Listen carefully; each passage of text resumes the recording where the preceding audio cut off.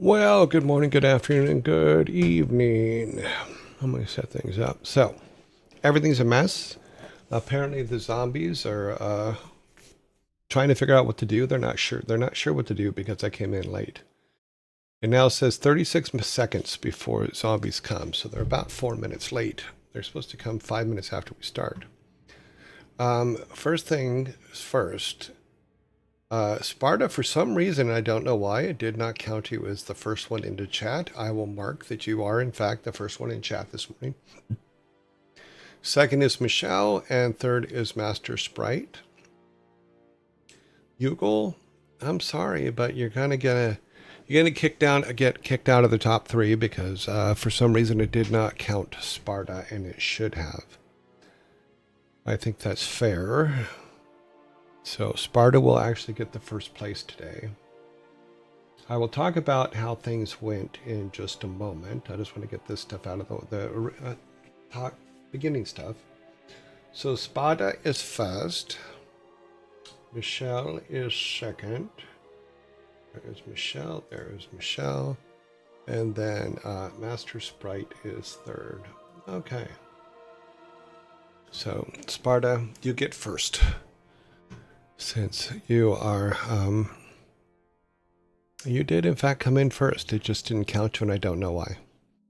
But hello, Yugo. Good morning. Good morning, Frantic. Good morning, Daddy. Good morning, I need no name. You know. Good morning, all of the above. And see, now there's the zombies. That is weird. Also, there seems to be a delay in my camera. This thing really didn't like coming in late.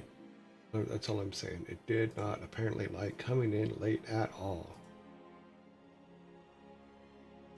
But that's okay, because sometimes we're late, and we'll talk about that as soon as the zombies go away, of how things went this morning. I think they went well. We'll see. The part that was interesting to me, the things that they found, that they had questions on, things that they found to be a problem, and what their concerns are in being game makers. And I think that they're completely valid, and I think all of you guys it'll make perfect sense to you once we start talking about them here in a couple of minutes.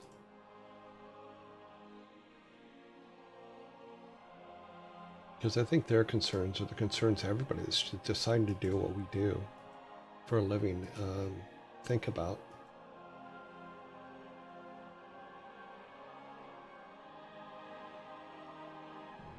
Okay, so that's all set up while the zombies run. We got a minute left of zombies. Them zombies are out there. Okay. That is all set. Okay, just waiting for zombies to pass. Bump. We are going to have a short show, of course, so we're probably not going to get to game dev today, which is probably good because I broke the game over the weekend, but we'll get it fixed. We'll get it worked out. It's going to stay long enough to hear what happened at the talk. Okay. We have a long list of resubs this morning we need to give some credit to here. Okay, there's one. Talk about it right about now. Okay. We had a lot of resubs this morning, so let me mention those. I Need No Name, thank you very much for the 13-month resub. I do appreciate it. The Candace 018, thank you very much for the 5-month resub. Oni Demon, thank you again for the Tier 3 10-month resub. Thank you so much. That all these go very, very well at keeping us on the air. Jar, thank you very much for the 9-month resub. That's amazing. Thank you. Happy Monday to you as well. Chryson, thank you very much for the 13-month resub. Yeah, very nicely done, people. It's very, very thankful for all of your resubs.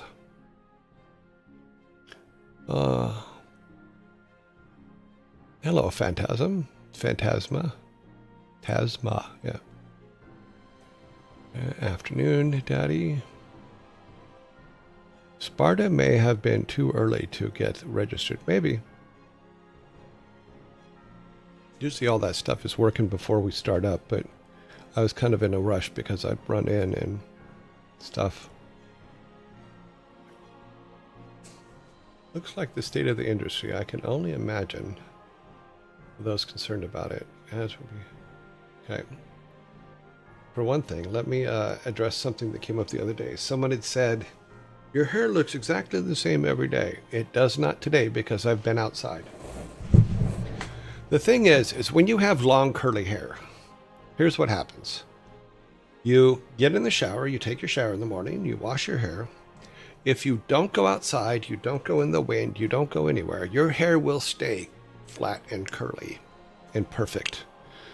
And I come to my desk, I sit down, I get everything set. My hair never goes outside. Now, when you do go outside, this is what you end up with. You ended up with very big hair. It is not perfect. It just keeps getting bigger throughout the day because of wind and stuff. And see, as you guys can see, it is not, there's my scalp. Not a wig in any way, shape, or form. It's just because I have curly hair and it does not hit the wind before we usually do the show. It just keeps getting bigger because of the wind. So now it's going to do what it's going to do. So I'll pull it forward like that. So yeah, wigs don't do that. Just hair. Real hair does that. Oh no, it looks good for the fact that I'm 64 years old. It's not full Gandalf, you know. It still grows up. My hairline hasn't really receded much, and I do my hairline test now and then. You'll find the hairline test. No, I don't. I haven't had a haircut in a long time, but when I do cut it, I cut it myself, and I use the hair tie technique to cut my hair myself. Which is, I put a hair tie. I pull all my hair up into the top of my head, about 4 inches back. And then I put a second hair tie about 2 inches from that, and then I cut it off. And then I cut it off flat, and that second hair tie, and then let it go, and this is what happens.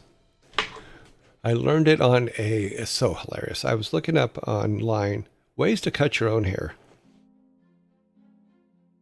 But no, I cut my hair myself, and I haven't cut it in the last year. I haven't cut it since we started doing this, so it has grown quite a bit. If you go back to the original, it goes way down here if I stretch out the curls. So I think I've done that too. Yeah, it's a good way to do it, and you can, depending on where you put that first knot, it's either even or not. But it gives you a nice little feathered look. I wish I knew in the 70s. So that I didn't look like I had helmet hair all the time, but it's just like looked like I had a helmet that I just put on every day in the 70s. It was really sad. Okay, let's talk about the kids. It was a class of about 15, and we went through the things that I've done, and you guys have seen the presentation because I did the presentation online a couple times, or at least once. Yeah, and I showed them what games I worked on. I've been in games for 34 years, all that kind of stuff. We talked about that. And then we were talking about game design is what we were talking about. And I went over a lot of the stuff that we talked about in our game dev section. Is number one, you can do game design with a pencil and paper, you know, and just start doing it. You know, stop making excuses not to. And I'm guilty of this as well, as I can make an excuse not to do something like there's no tomorrow. And I can do it over and over and over again to where nothing gets done. You know, and so we talked a lot about that. We talked about their biggest concerns, though, were the comments of people online. And I said to them, the best thing you can do is completely ignore them. And here's why. You are making the game that you want to make, and you are building the world that you want to make. And I gave them the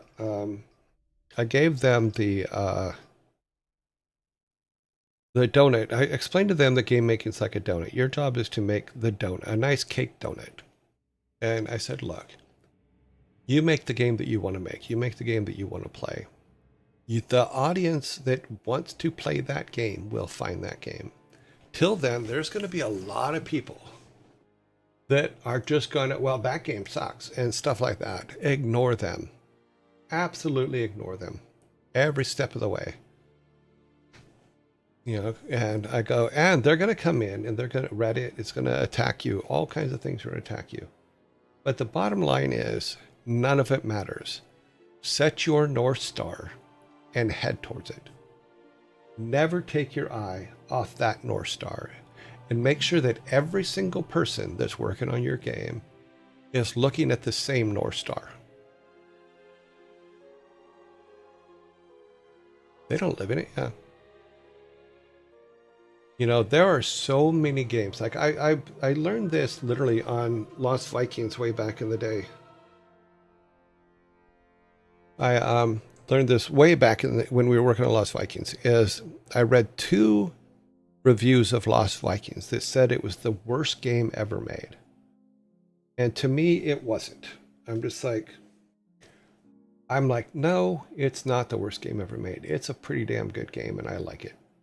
You know, and it's exactly what we were trying to do. So they're wrong. But from that point on, and even to this day, I have never read a review of any game that I worked on. The only thing that I kept my mind on was what I was trying to accomplish for our game, what I believed our game should be, and what I felt was most important for that game that we were trying to make. If I didn't do that, then I would be chasing clouds all day long and chasing down people's opinions that are not making a game and or have never made a game, or even people who have made a game that are not looking at the North Star that I'm looking at, is a complete waste of time, and it is exhausting. It is absolutely exhausting. And I'm not going to do it. You know, you don't like my game? Fine. Okay. Go play something else. What I heard was really advice. You make the game you want to play, and like-minded people will come. Yes. We used to say that all the time. We in early Blizzard, we made games that we wanted to play. That's exactly what we told people. And that's exactly what we did. And that included knowing that when a game was not living up to that of it's something we wanted to play, we got rid of it and we stopped working on it. Simple. Haven't done game dev since early September during the Pi Week game jam. Not motivated to play games right now, so I'm considering game dev today. Oh, cool. There was one review of a game I worked on that I respected, PSP Marvel Ultimate Alliance 2, and he played it so long in his review that he ran into something all of Q&A and first party never saw. It was left out of memory debug display. Decline. Oh, cool. Good for him. Yeah, I mean, they're 100. Does that mean that they shouldn't give their opinions? No, they absolutely should.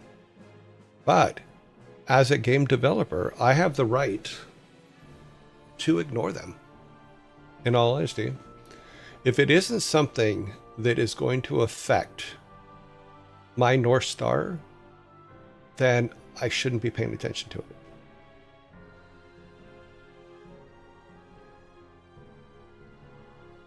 Yeah. Because, and then I talked a lot about, I talked about that here too when I did the presentation. I think it was back in January. Is you are a game developer when you are making a game. You are not a player. And you need to keep in your game developer mind, you do not jump over into the player mind while you're developing. That doesn't mean that you don't keep gameplay completely out of your mind. You keep player versions of gameplay out of your mind. Because all that stuff, you're going to iron all that stuff out. You have to make your world right first.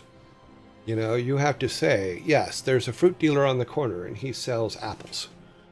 You know, but the whole town is sick of apples. So they're trying to get him to sell bananas too. But he can't get bananas because the Zeppelin doesn't go to a place that has bananas. You know, so that's interesting. You know, I always tell folks the same thing. Joy does. It's, are you proud? Yeah, I talked about that too. Are you proud of the game you're making, and would you tell your friends to play it?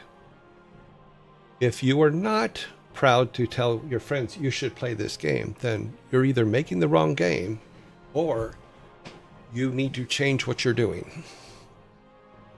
Because there's been a few times when executives in higher up in the company have made game decisions that should never be made. They're made for a financial reason, and the player figures that out very, very quickly. Yeah. And let me tell you, you don't always get to be proud of what you did. That's true. But it is all that matters, yeah. And maybe value your effort more. Yeah, we talked about that too. I talked about the thing of when you have your yearly reviews and they slide the post-it note over to you with a number on it, you slide it right back to them always and say, can you do better? Meaning, can they do better? And I told the story of way back in the day, I found out that an artist I didn't have a whole lot of respect for was making more than me when we were at early Blizzard. You know, and I went to my boss and I said, why does he make more than me? I do like twice as much work than him. What the hell's going on? And my boss said something, and this is Alan, said something that has stuck with me to this day. And he said, he asked for more. You didn't. And that meant a whole lot to me. So what I always tell people that work for me, and I told this to the kids today too, I go, look, no matter what offer they make, you don't have to give them a number. You just ask them, can they do better? You know, and they can either say yes or no. That's up to it. But you can go home knowing you asked. And most of the time, if you asked, they will do better.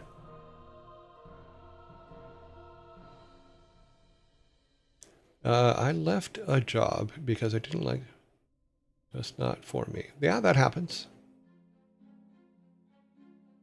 Mm-hmm. Yeah, but their big concerns were, number one, what if people don't like it? I go, well, then you're advertising to the wrong people. When you're making your game, while you're making it, you can be doing research as to where the people that play that kind of game hang out and where those people are. And you start talking about your game there. You know. I recently watched a video on dark patterns in the video games FM as part of such topics. Oh, cool. I didn't even know that there was a video on it. I can look. But if you're not, and I said this to them, if you're not proud of what you're doing, something's wrong. And you need to step up and say, wait a minute, you know, I don't think this is the right direction. We can fix it give suggestions on how to fix it. You know, and then have an honest discussion about it. Also, we've talked about that on here too, is listen to every single idea, even the bad ones. Because the bad ones can trigger the right idea in someone else. The more information you get in, the more connections can be made and more solutions can be found.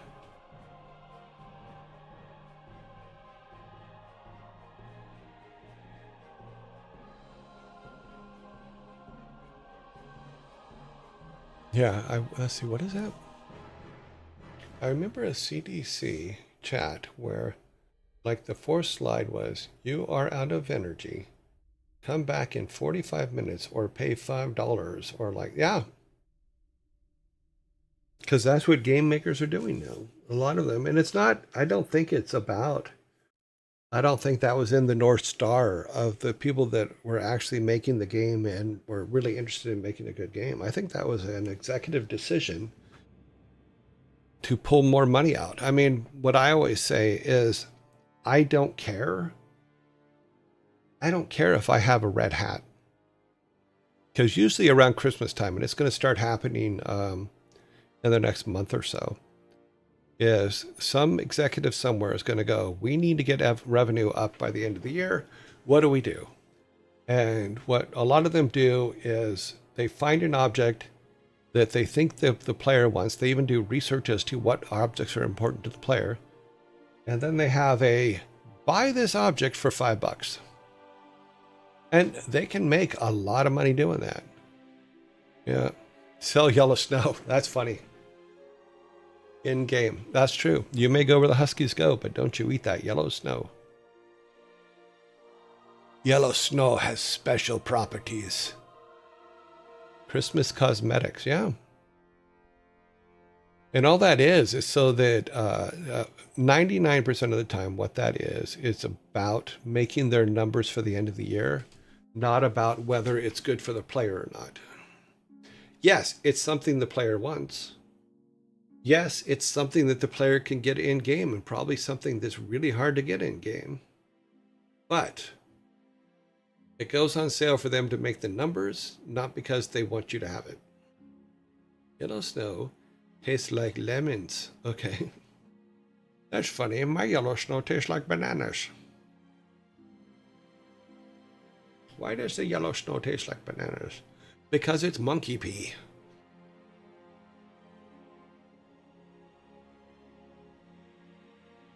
So yeah, so that was most of their concerns. Another one was what engines to use and stuff like that. And I told them what I told you guys is, it doesn't matter what engine you're going to use, get your story right first. Get your story right, get your village right, get your world right. And then, after you have all that right, then go and decide what engine it's going to be, decide what genre it's going to be. You know, also someone asked, well, how do you determine what to do for an expansion set? And I used what I remember from World of Warcraft is the original release of World of Warcraft was a very small percentage. I think it was like 60% of what the overall design for Warcraft was. And all the extra stuff that was not used became the next two expansion sets. And so on and so on. You just over design. It's not even really over design. You design and then you figure out what is your base game going to be. You're always going to have to patch no matter what, because things change and problems come up that you can't get in QA. You know, because everybody's technology is not the same. You know, so we talked a little bit about that. I should have recorded it. I didn't, because it's kids, and you don't record kids. It's not the right thing to do. But I think one of them was recording it, which cracked me up because he was trying to be sneaky about it. But it's fine if he recorded it, but we'll see what happens.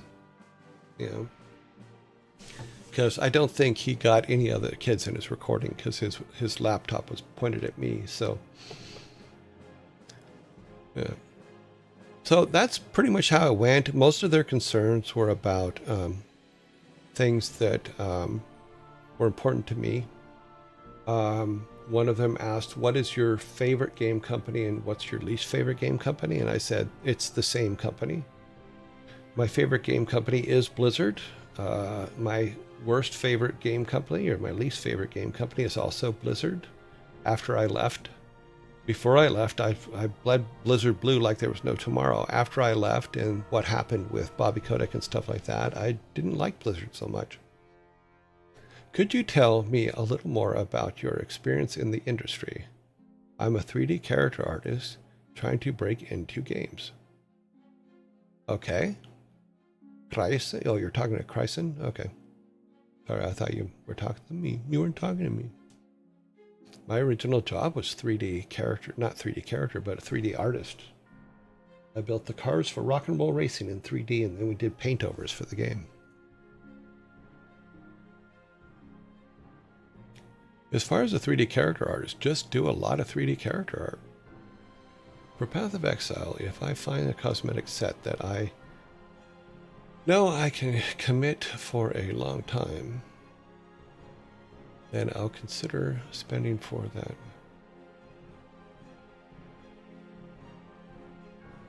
Again, since I was 11, and when I got to be about 25 or so, people started paying me to do so. We talked about that as well. I told the story about when we used to have the slash lunches, and the guy that asked me, well, I want to be a game designer, but they haven't hired me for it. And I said to them, what did you design? He goes, well, I haven't designed anything yet. They haven't hired me. And I go, and they won't. You know, if there's something you want to do in games, start doing it in your spare time. If you want to be a designer, tear the games you're playing apart. Sit and make notes constantly as to why the game is good, why the game is bad, how you would change it, all that kind of stuff. You know, then when you go in for interviews for game design jobs, you can say, oh, well, in Call of Duty, here's what I would have done. Here's what I think would have been better way to go. You know, you can give examples. You know, one of the things that I did, I was tearing a game called Dungeon Master apart in my free time before I got the job at Silicon and Synapse. And about a year after I got there, Alan saw me with my notebook. He goes, what is that? I go, well, that's my notes for Dungeon Master, because I was tearing it apart. He goes, why didn't you tell me that when you interviewed? Oh, well, it's just something I do on the side.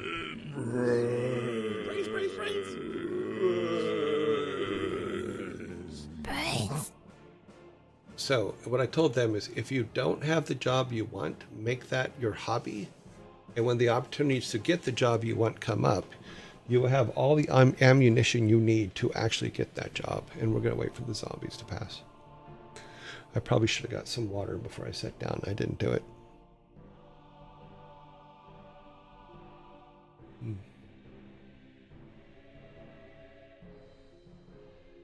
I just like things and want them.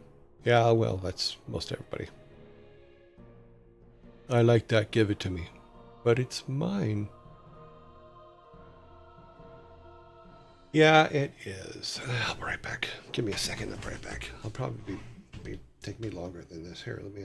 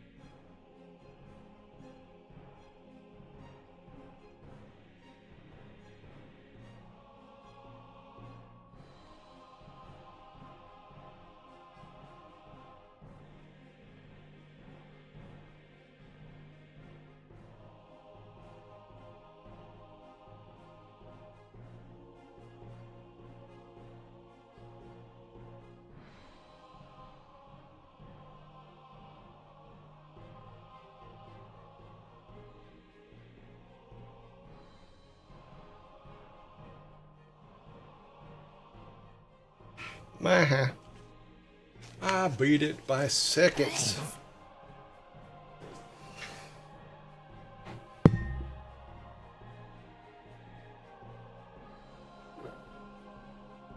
Scritty Scree says, zombies came, brains fly in the air. Don't you come near, or you'll only feel despair. But you won't have a brain, so you won't care. Where is the paladin that can turn the undead? Alrighty then. Well, it's technically a water bottle. that has a lid on it that you can put things in, but it was what I could grab quick that was clean. And I put some electrolytes in it so that I replenish my cells.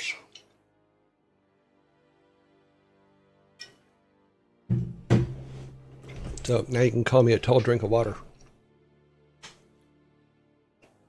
I just do a lot of character work now, but I've done some game jams and I've been toying around game ideas for a bit. I'm not a great programmer, neither was I. Brando is what plants crave, but I understand some of it. Well, like I said, you guys watched. I'm not a programmer. I did for our game. Went to Sarah Spalding's 51-part tutorial on how to make games in Game Maker Studio. And that's how I originally learned. Have I learned a lot since then and changed that code around? Yes, absolutely. But it's where I learned the base of it. It has what plants crave. That's true. Yep. So that was the gist of it. Mostly they were to me, it felt like the biggest concerns they have was more about what was going to happen when people started seeing their game and started commenting. You know, they were extremely afraid of that, and I completely get that. Have you heard of GameDev.tv? No, I have not.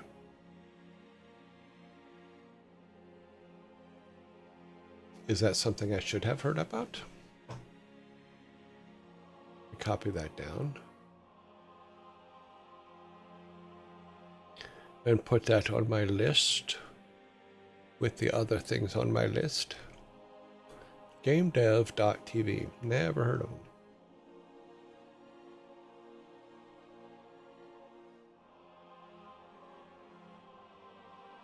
World's most loved game development. Is it? Unreal, Blender, Unity. Wow, it appears like they use almost everything. Countries. Students worldwide, 2 million. Cool. Positive reviews, 300,000. I've never heard of them. I'll have to look into it. Be the player, not the NPC. Cute.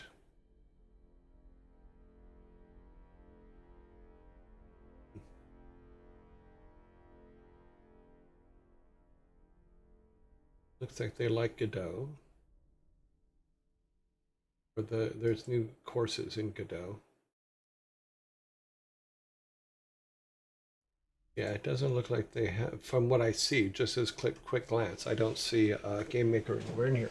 Yeah, maybe we'll have to move to another engine at some point, but we weren't planning on a release of this. It was just a learning thing, but we'll see. I bought some of their videos. I think they're great. Cool.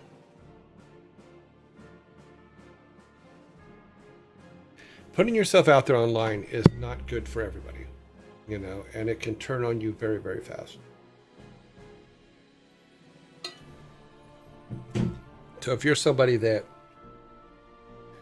can't do that, and most of these kids are, they're too young for it. You know, in fact, I thought that they are high schoolers, but they're 9th, 10th, and 11th grade high schoolers, 12th grade high schoolers. You know, some of them are not ready for that. You know, and I said, you know, a bully is only as powerful as you make them. You know, so don't give them power. Just say, okay, whatever, and let them move on. Because what they're trying to do is get the reaction out of you. They don't care whether they're right or wrong. It's just like, how can we get a reaction out of this person? You need to have a thick skin. Yes, you do.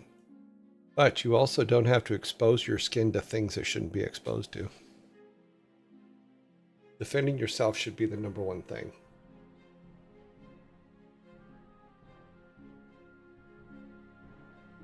Alrighty then. We're going to go ahead and bypass shirt of the day, since the shirt I have on is not the shirt that is set up for. We'll do that tomorrow. Because I wore the Zelda shirt to the talk.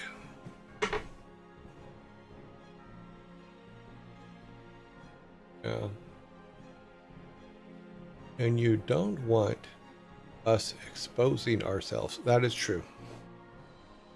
Swarm, in all honesty, when I read that comment just now, I expected to look to the left and see Sparta's name.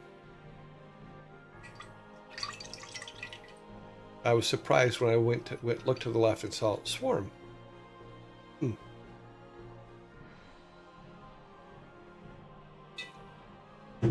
So I think that was a very good imitation of Sparta.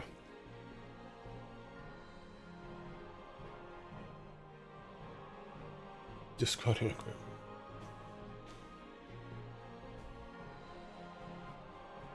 Okay, so we're going to skip that. We're going to, not ready for that yet. You can save those for tomorrow. We have about 2 hours for our regular schedule. So we'll play about an hour of StarCraft and then do dad jokes, and then we'll probably end it after dad jokes. Swarm is a Sparta finger puppet. Ew. No. Swarm, don't be a finger puppet. So let's go here. So that is running. I will get this up. I think it was very positive. You know, as usual, I'm going to have to wait for the reviews from those that were there and the teacher telling me how things went. Because it is what it is. I think it went well. But it was very short. I would have loved to have like an hour and a half. We only had about 45 minutes. So.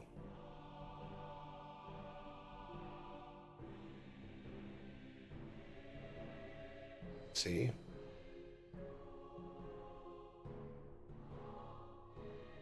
Did you tell them to come hang out here?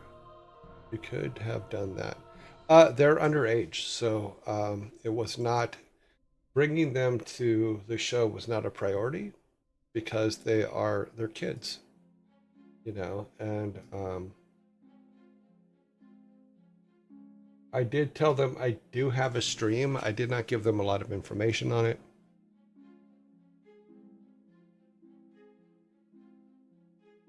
Yeah. No, because what the presentation that I gave them was a presentation that I gave at JAGX. It's the presentation I gave in Houston to 6 Foot. It's a presentation I've done a couple times, just really, really cut down to the format. Well, yes, 9, 10, 11, and 12. So it was a mix. So yeah.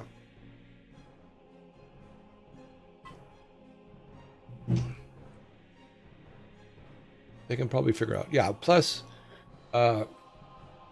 one of the people in the class I know. So they know who I am and they know that I stream and something like that.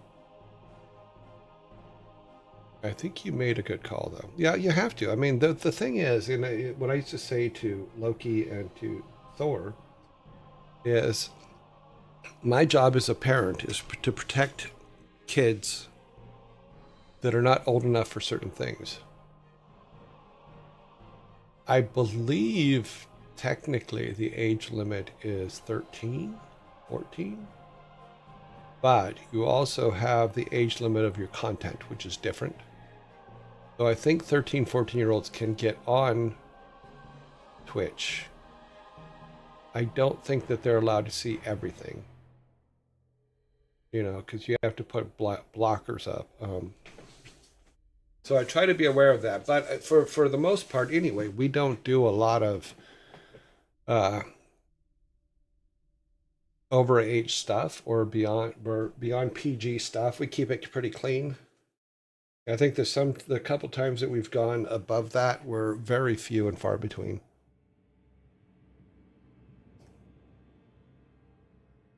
Yeah.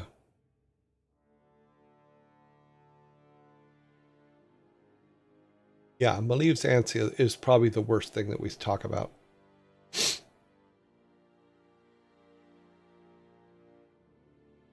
Which is probably fair. I don't know. We didn't make Malieve's ant up. Malieve did. So, yeah. Because but we do joke about it quite a bit. Definitely the heaviest. Haha, nice.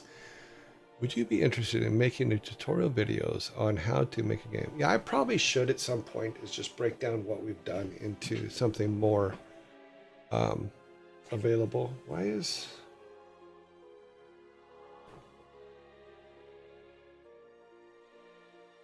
I think it's 13, but Twitch is not safe for 13-year-olds. A lot of it isn't. Even the people that we raid afterwards, some of them is like, I wouldn't let my 13-year-old watch that.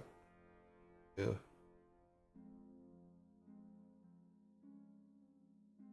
Yeah, we've had people in here that were 14 that have asked questions, and I've answered the questions. Then afterwards, had to have a review, a personal review with my leads and stuff to make sure that nothing was said that shouldn't have been said to a 14-year-old.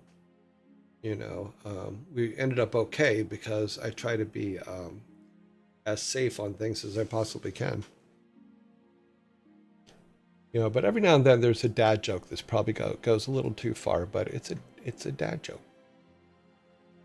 Dad jokes are silly and stupid. That's what we do.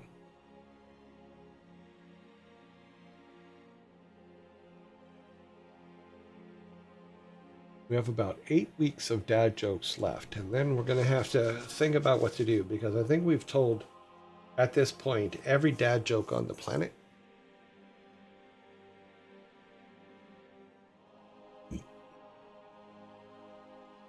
Without getting into the more adult dad jokes. Well, we do get a lot of them from different people in our community. They send them to me through private messages in our Discord. Sparta's borderline.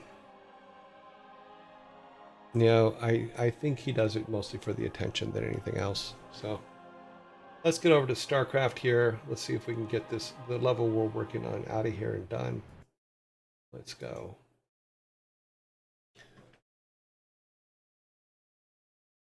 Sparta, for the most part, does his stuff because he thinks it's funny.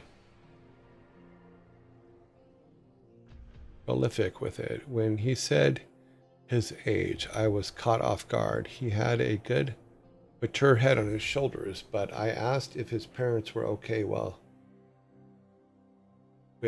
it because, you know, all the swearing and such.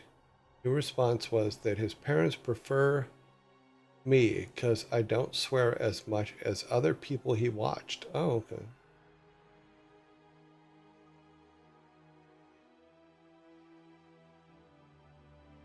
Oh, good. Good for him.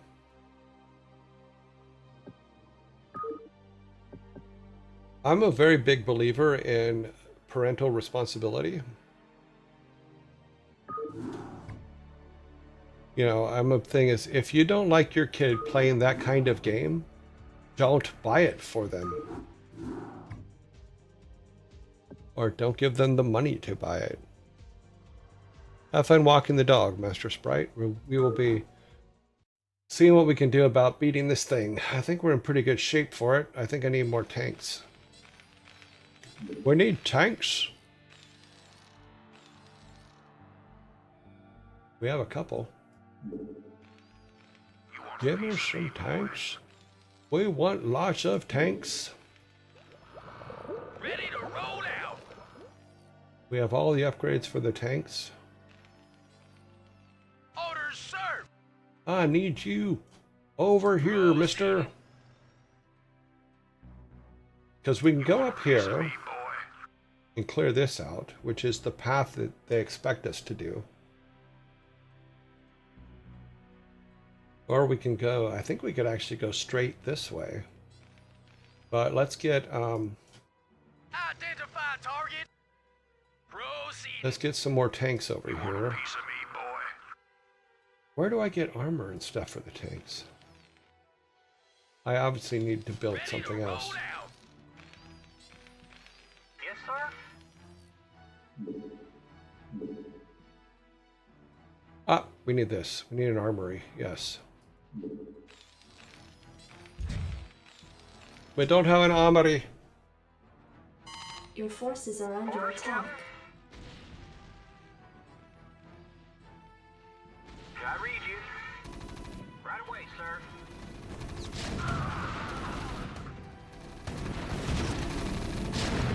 Yes, sir.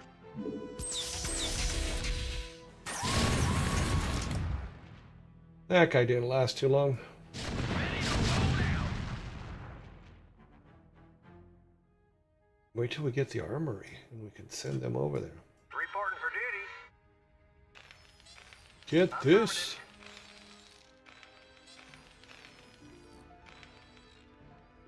Identify target. Move it.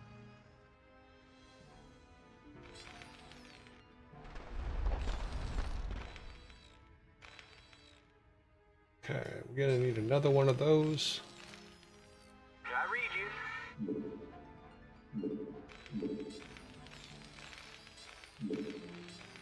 Job finished. Ready to roll out. Orders, Captain? Affirmative. Yeah, dude, you can get that by yourself. You're all good.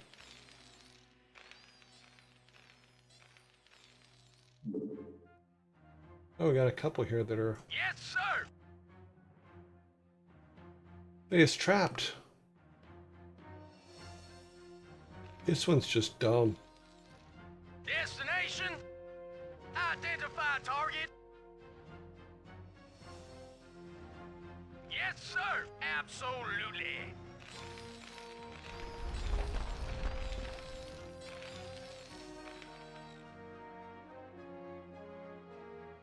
Yeah, I think we got everybody from up here. No, we didn't. I read you.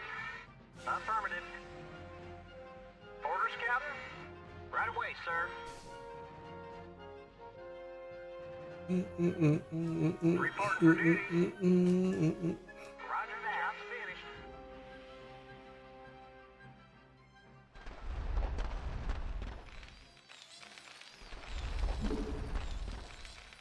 Get them all buffed up. And they're confused Identify again. target. Absolutely. Okay. We need to tell you to put your guys here. Destination. Proceeding. Come on. Identify target. Absolutely. Why are you clogging up the works? Delighted to, sir. Interesting. They could get out there before, now they can't. Yes, sir. Affirmative. Orders, sir. Move it. Destination.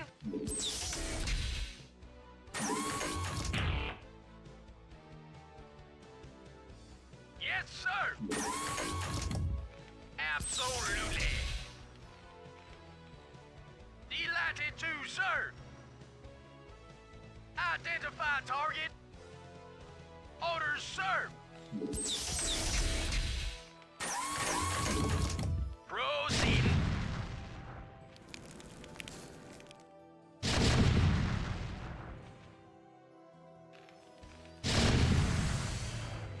Commander.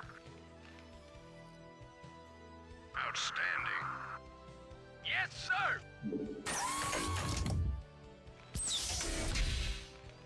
Proceeding.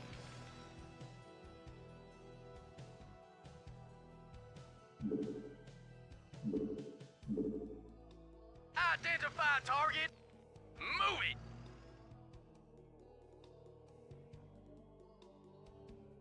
I read you.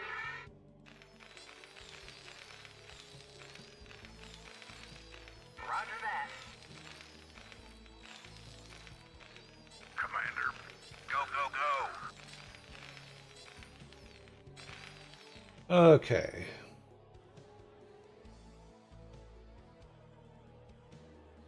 Identify target. Orders, sir. Delighted to, sir. Ready Upgrade to roll complete. out. Absolutely. Move it.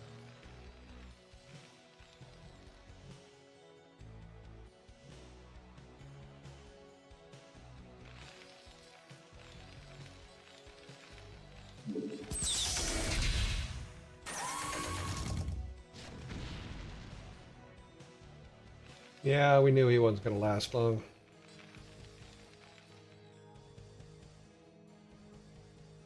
Yes, sir. Delighted to, sir. Ready to roll Oh, out. jeez, come on. Absolutely. Drive like you know what you're doing.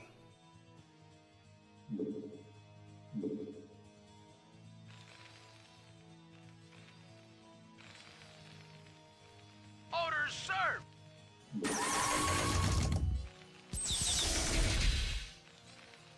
Proceeding.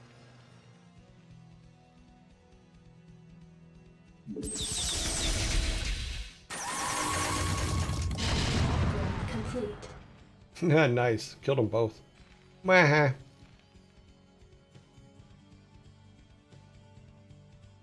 Orders, sir. Ready to roll out. Your forces are under attack. I think they're okay. Yes, sir. Destination.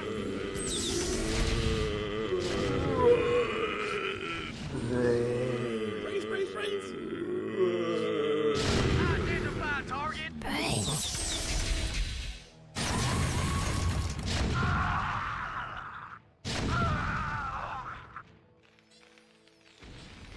Yeah, I think we're okay. Jacked up and good to go. Rock and roll. Yeah, that's going to be group 2. Additional supply depots required. That's going to be group 2. Outstanding. Put them back here. Rock and roll. We have 9 of these. We need 2 more. We'll grab this one. Orders, sir.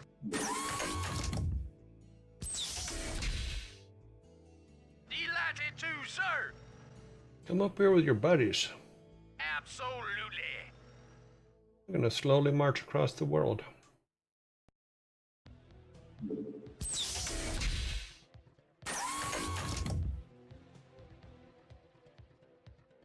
We need 2. Yes, Grab a sir. couple more. Bring them over here. Move it. These guys will keep people from coming from that side. Our Marines, we're gonna have 2 sets of Marines over here. Yes, sir. Destination. Orders, sir.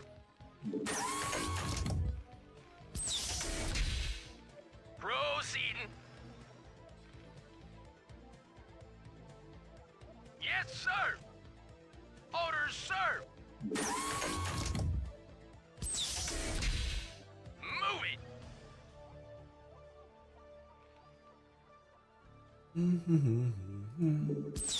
Identify target. That Yes, should sir. be. There's group 1. Standing by. There's group 2. Need to build a group 3. Jacked up and good to go. Alrighty. Okay. Yes, sir. Identify target. Move it.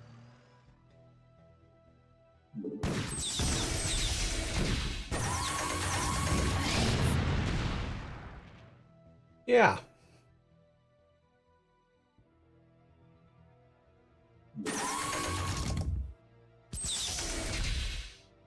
Commander. Identify target. Proceeding. Scritty Scree says, save and hydration reminder.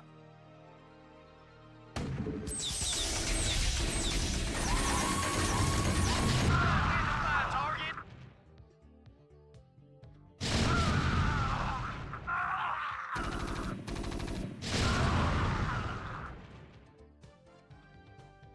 I think they know we're coming.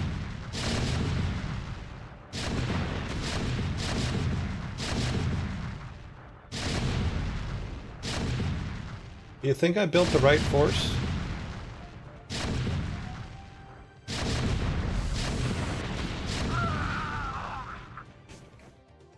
We can basically sit here for a little bit, wait for it to kill that. See what else they send, because they're gonna send a lot of stuff after us. Standing by.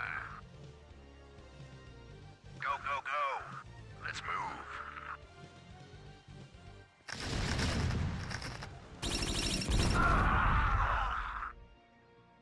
Interesting. Okay.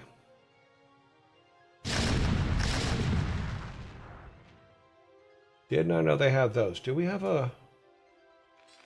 What sensors? What sensors do we have? Do we even have anything that has sensors?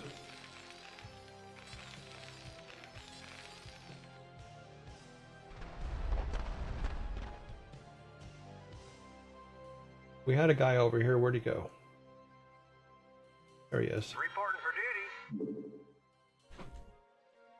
We have a factory. None of that has a... Ready to roll out.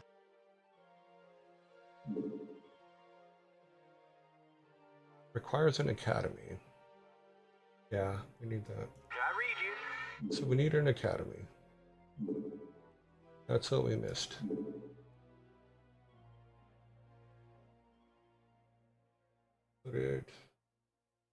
Put it somewhere in the way.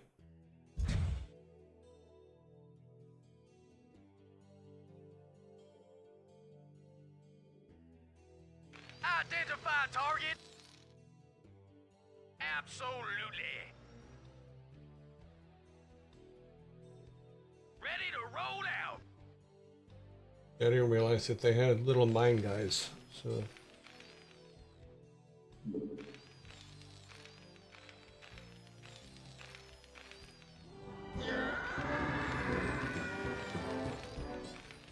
Yeah, I didn't build one. I'm learning. Yep. We need the academy to build the comsat. I don't have a comsat, so I need to get one so that we can look for the guys under the ground because they keep blowing us up. I think we're all good up here. I'm pretty sure this is empty. Yeah.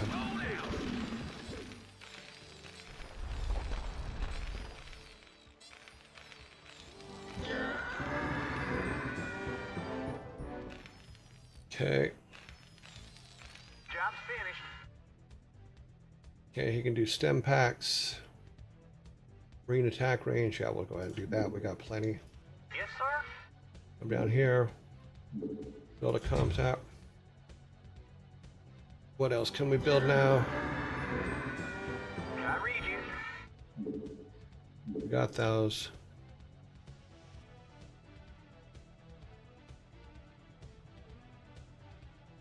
Okay, we got all that. We need wait for this. Orders, Captain. Can he help with that? I don't think he can, but no little sparkies coming off of him. We'll have it in a minute. Add-on complete.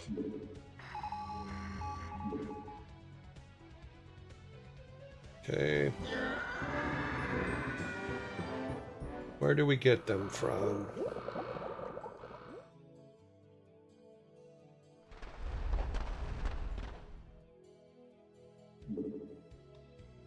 Oh.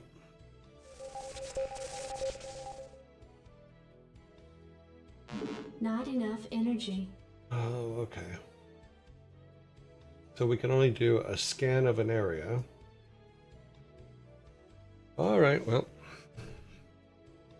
Yes, sir. Standing by. Jacked up and good to go. Rock and roll. Give me something to shoot. Identify target.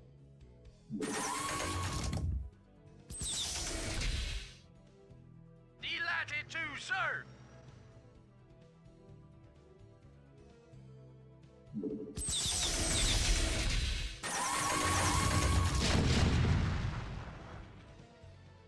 Wow. Nothing survives. Jacked up and good to go. Rock and roll.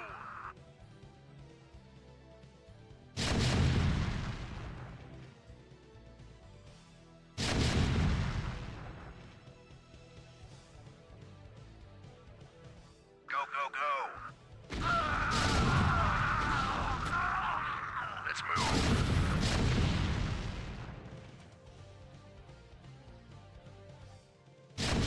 Outstanding.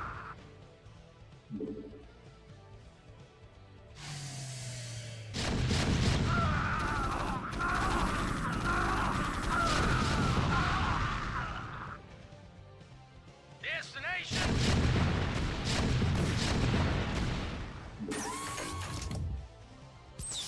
Your forces are under attack. Moving. Delighted to serve.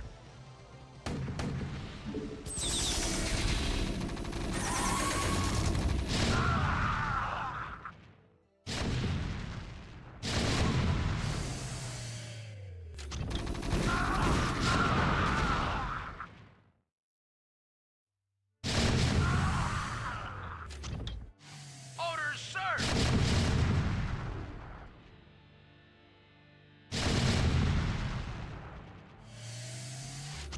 Give me some of this shit. Go, go, go. Outstanding.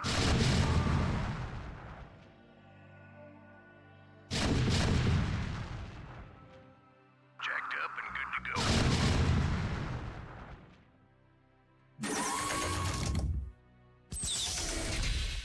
Delighted to serve.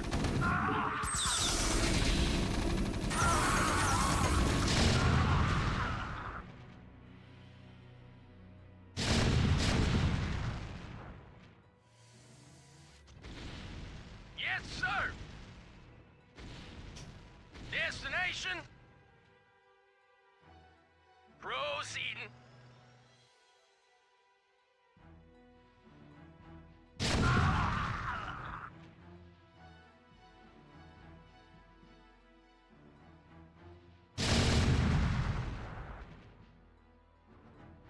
Delighted to serve. Move it.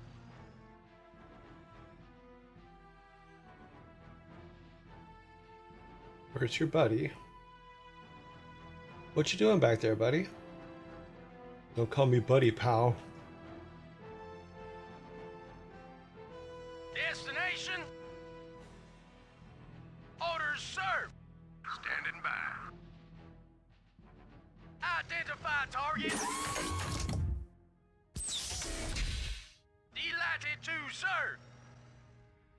Give me something to shoot.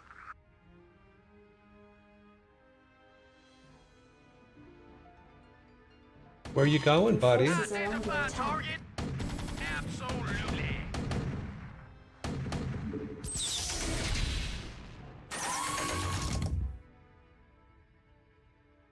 Identify target. Delighted to serve.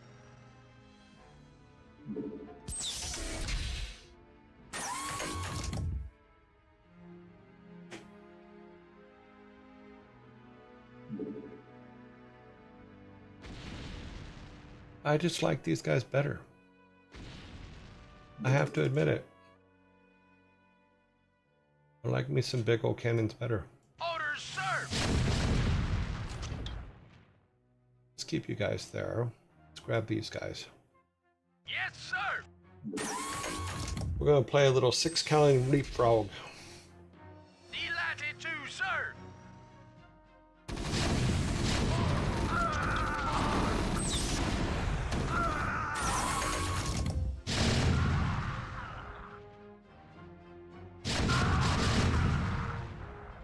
Orders served.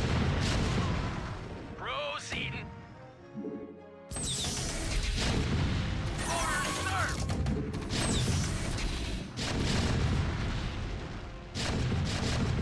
Your forces are under attack. Rock and roll. Outstanding.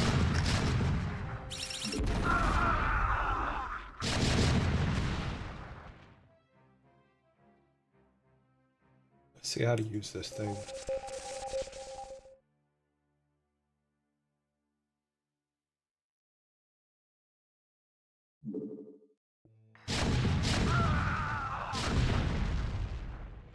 Okay. Ready to roll out. Oh, they got quite a distance there. Oh, because of this. Interesting.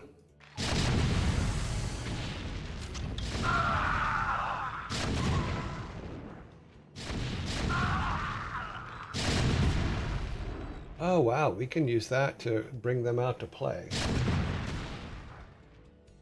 Takes way too long to frickin' charge up, though. Orders, sir.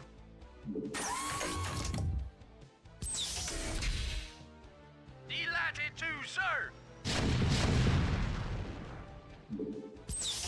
Ready to roll out.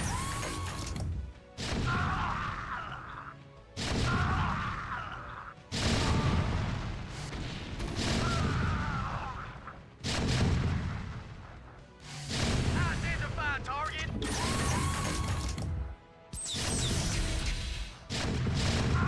Delighted to, sir.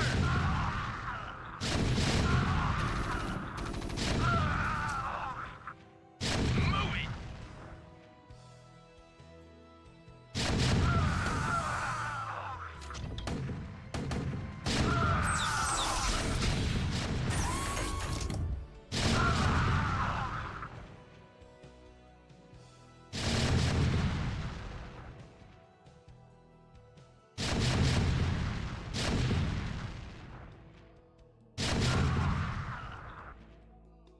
Okay, so we have some extras, right?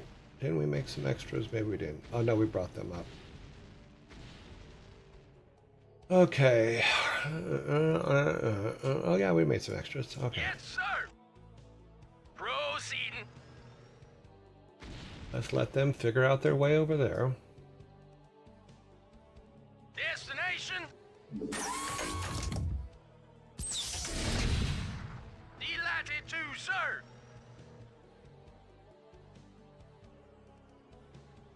Yes, sir. Orders, sir. Yes, sir. Destination. Yes, sir. Delighted to, sir.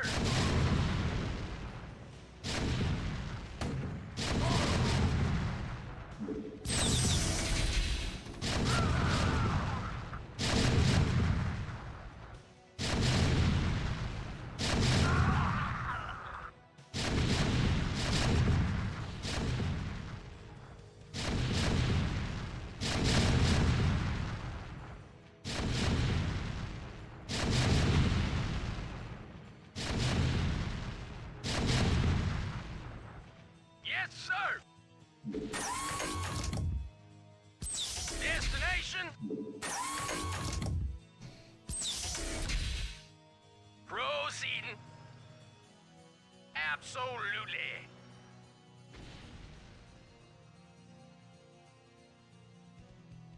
Move it. Orders, sir. Proceeding. Move it. Jacked up and good to go. Outstanding. I don't think there's anything get past us over here, so I'm not too worried about that. Identify target. Proceeding. Delighted to, sir.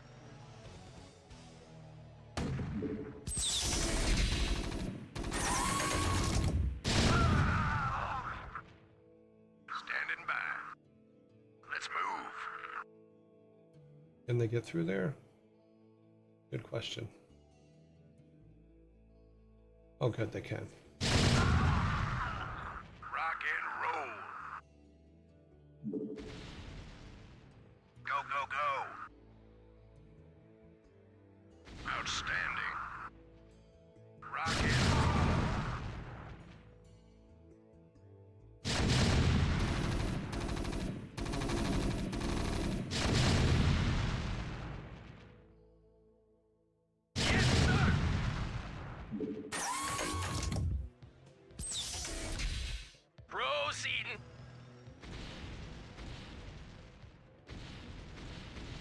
Absolutely.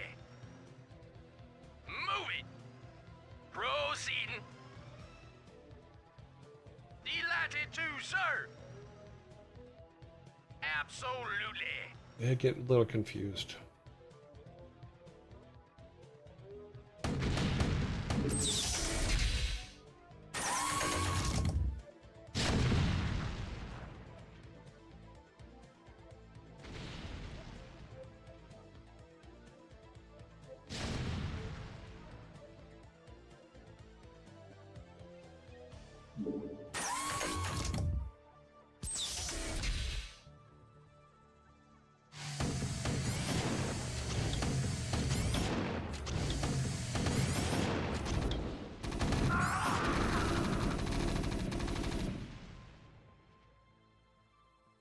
Jacked up and good to go. Destination. Proceeding. Delighted to, sir. Absolutely.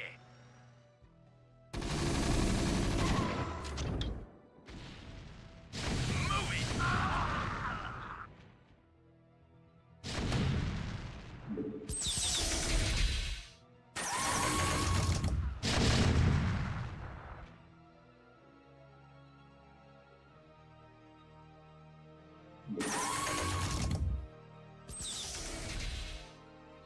Proceeding. Delighted to, sir.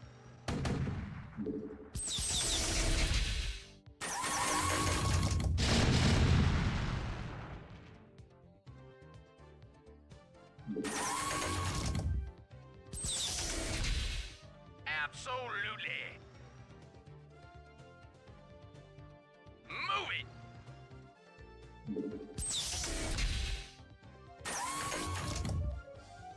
Jacked up and good to go. Rock and roll. Okay.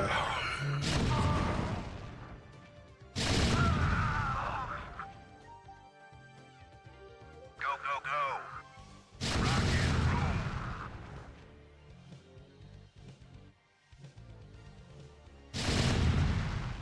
Just got to give our tanks some visuals. They can blow stuff up. Let's move. If they see it, they can blow it up.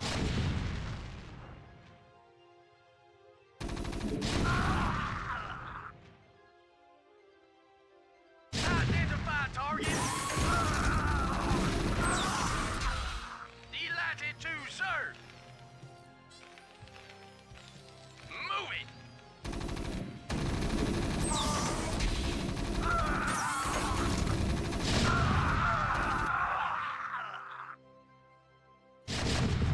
Orders, sir. Destination.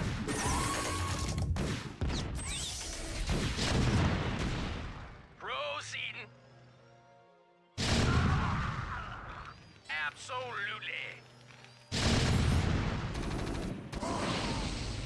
Move it. Delighted to, sir.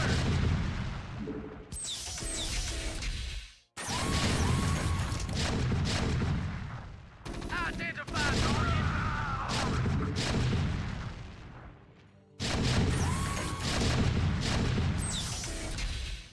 Absolutely.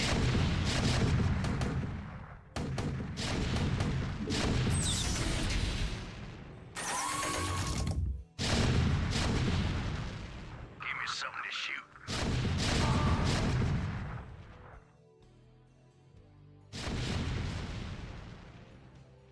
Destination. Move it.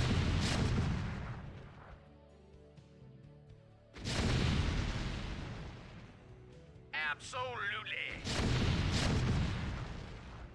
Proceeding.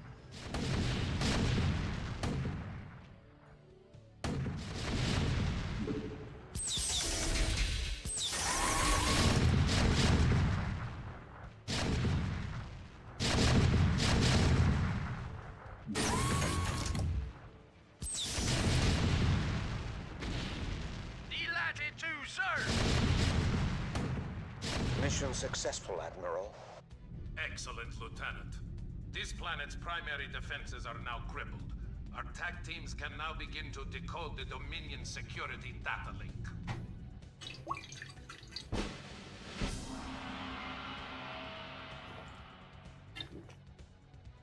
I like tanks.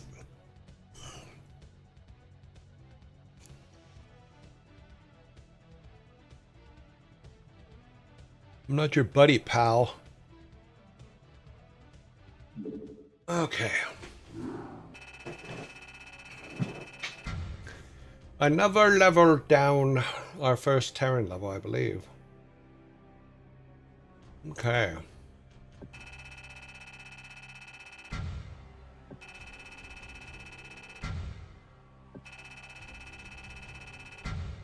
They still beat us on resources.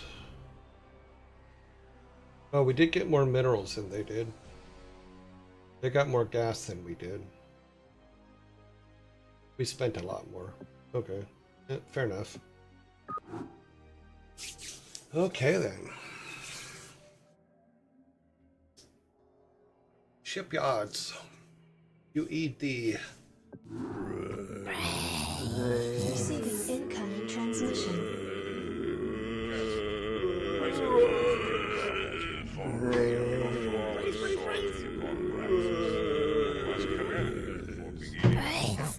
Such a decisive victory. Our attack teams have decrypted the Dominion's data link and have gained access to Ming's most guarded files. However, our work is not yet complete. We have ascertained the location of the Dilarian shipyards. These shipyards, serving as a fueling and repair station for the Dominion, house a number of functional battle cruisers in dry dock. To assure that our domination of this sector remains uncontested, you are to assault the shipyards and liberate as many of these capital ships as possible. Gentlemen, I recommend that you launch this attack using the utmost caution.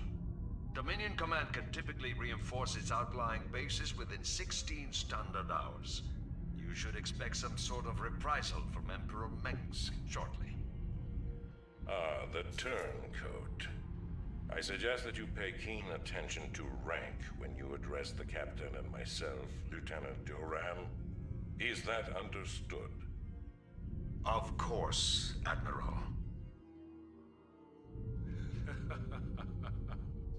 You're beginning to show your age, Gerard. Give the boy some credit. He just tipped us off to a preeminent attack. However useful he may prove to be, Alexei, he will always be a traitor in my eyes. And you know that I cannot abide a traitor. Only too well, Gerard. Captain, when you are ready, you may commence with the operation. Once you have commandeered the enemy's battle cruisers, be prepared to repel the Dominion reinforcements when they arrive. Okay, so let's see. Trying to keep time as a thing. We want to make sure we have enough time for dad jokes. So, all right, let's do this. Let's start and see what it looks like. Okay, Once your forces have landed, Captain, you'll need to escort our pilots to the battle cruisers themselves. They will be able to commandeer the ships and turn them over to our control. Okay. Where you going, guys? Where are you going, guys?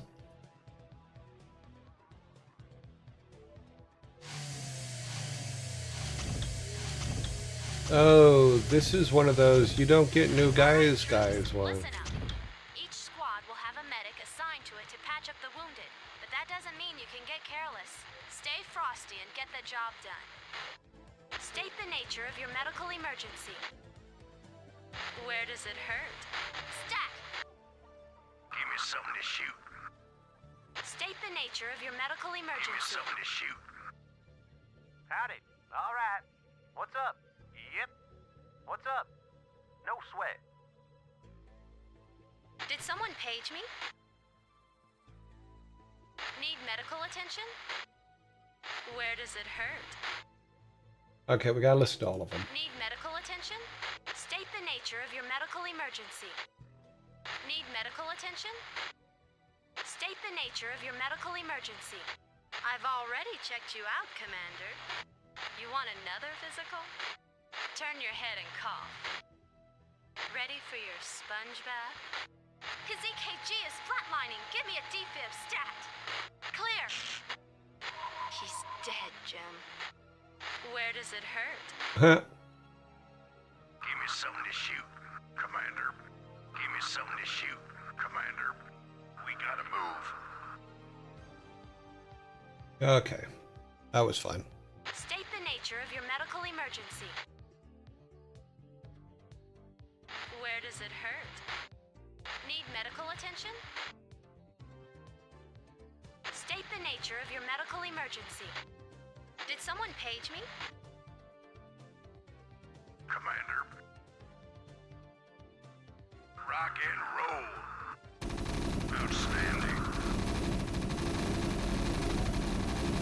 What's up? Yep.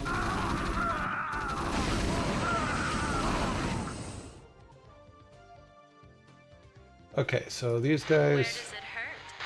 Oh, I thought these guys Need were the medical medics. attention? Got a lot of medics. Did someone page me? What's up? Sure thing. Howdy. Okay, those guys need to. Okay. I mismatched my. Rock and roll. I think I need to bring these guys. One of these guys. All right. Standing by. Jacked up and good to go. Battle cruiser operational. Why do I have no control over it then?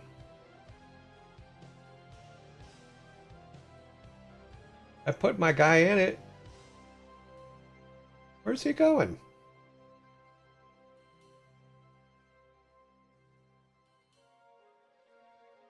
And he's gone. So I give him money to the bank.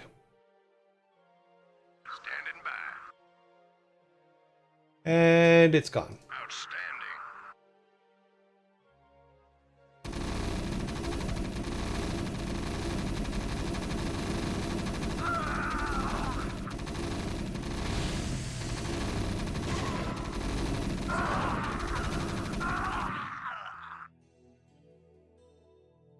State the nature of your medical emergency. Jacked up and good to go. State the nature of your medical emergency. Jacked up and good to go. Give me something to shoot. Okay, so if they're close by, they heal them. Okay, did not know Jacked that. up and good to go. Outstanding. Let's move. Let's do this. Outstanding. Need medical attention? Where does it hurt? I'm on the job.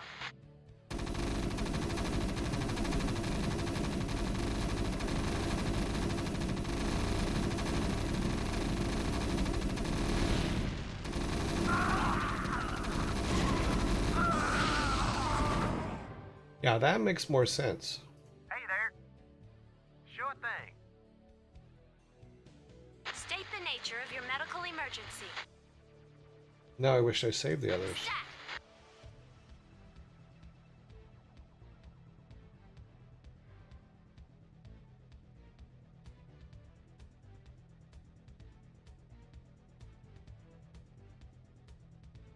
How y'all doing? What's up? All right. Yep. Standing by. Howdy. Yep. Battle cruiser operational.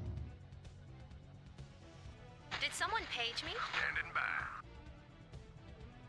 Did someone page me?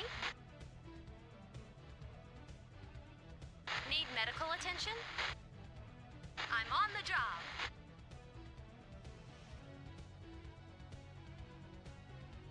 Stat. I'm on the job. Stat.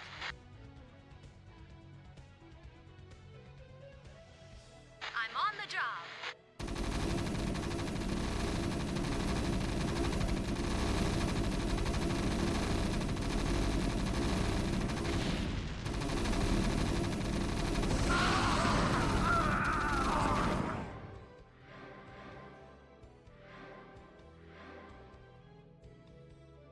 What the hell is she doing? State the nature of your medical emergency. I'm on the job. Need medical attention? Did someone page me? You do. Right away. You can't fix yourself? Where does it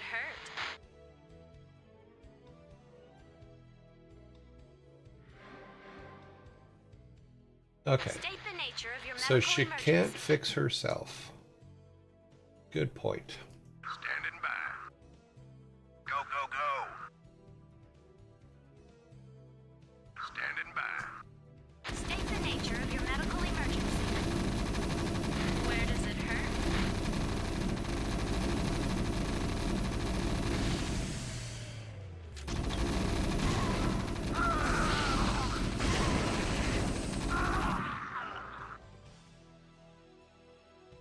Need medical attention? Yep, everybody's good right there. Stat! Right away. I'm on the job. Right away.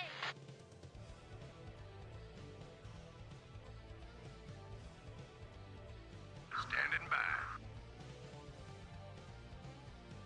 Rock and roll. Go, go, go. Let's move.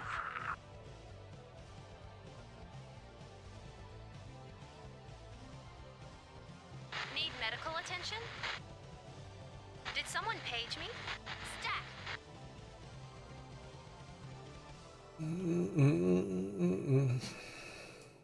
Commander. Yeah, this one's pretty open, so. What's up? No sweat.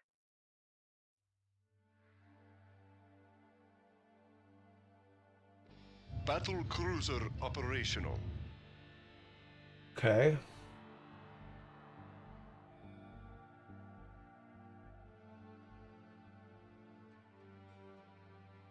Finally.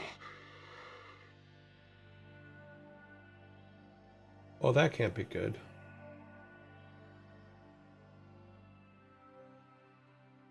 No, come back over here. Hear that?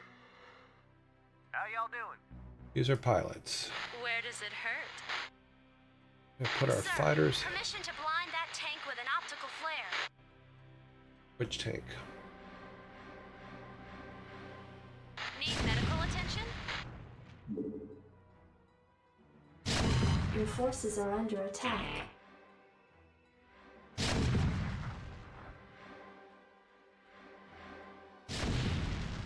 Did someone page me?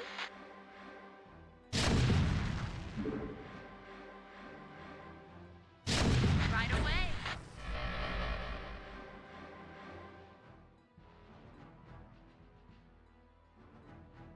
Did someone page me?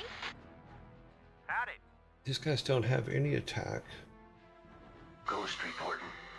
Oh, we got ghosts. Okay. Call the shot. I'm here. Never know what hit 'em. I'm all over it. I hear that.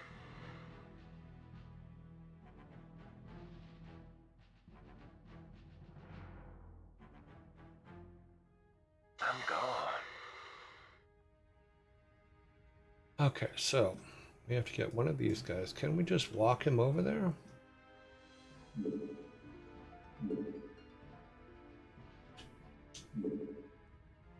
What happens if he just tries to walk over there?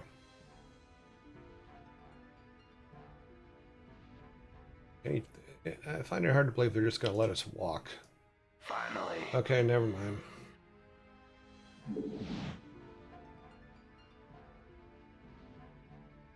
I hear that. I'm all over it. Never know what hit 'em. Yeah, there's going to be a tank up there. I'm gone. I hear that. Since they can't cloak, only these guys can. I'm gone.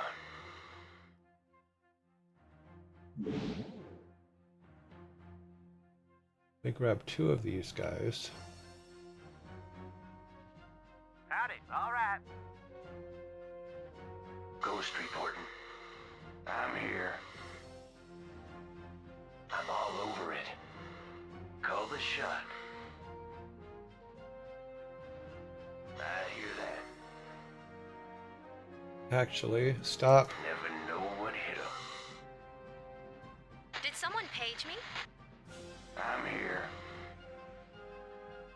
I'm gone. I'm all over it. I'm gone. Hopefully they can make it. Never know what hit 'em. Your forces are under attack. Never know what hit 'em. I hear that. I'm gone.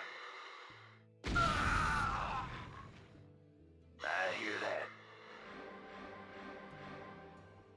Hey there. Yep.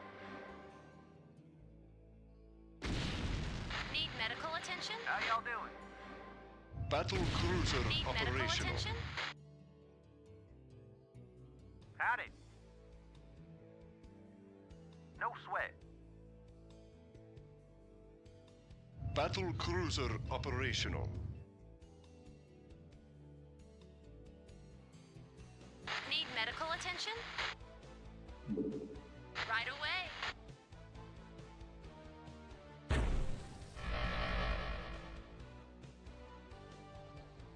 Call the shot. Never know what hit 'em. Your forces are under attack.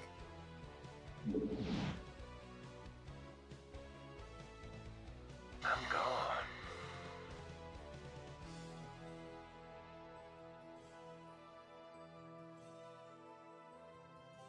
Yeah, he can't get up Never there. know what hit 'em. I'm all over it. I'm gone.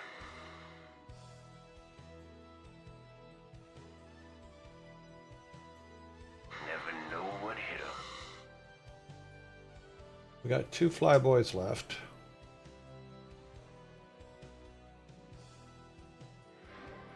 I'm gone. Call the shot. Data Dronke says blind with medics and lock them tanks down with Ghost.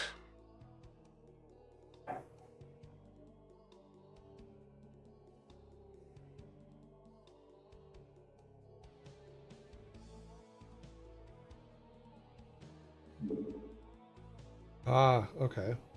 Did someone page me?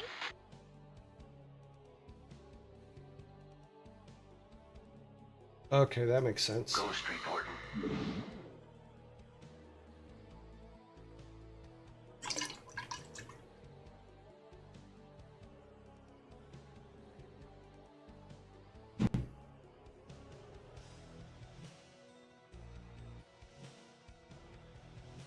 Okay.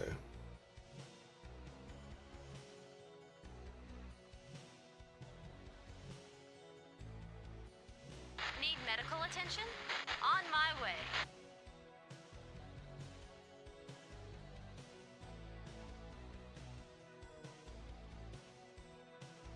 I'm on the job.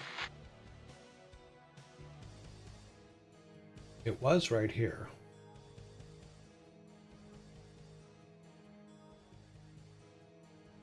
Call the shot.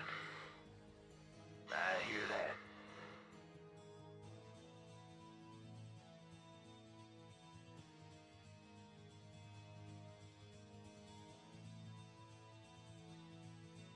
How y'all doing? Sure thing. Call the shot.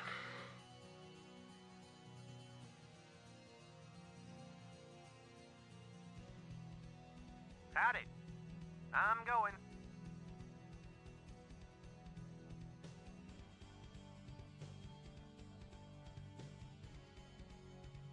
Need medical attention? On my way. Stat!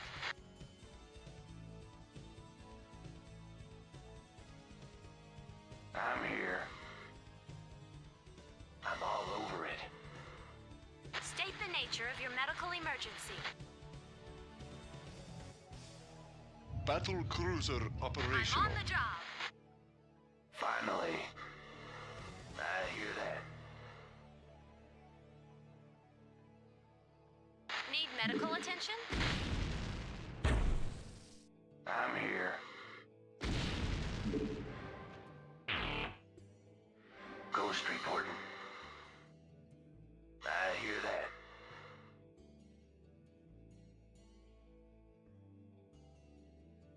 State the nature of your medical emergency. I'm on the job.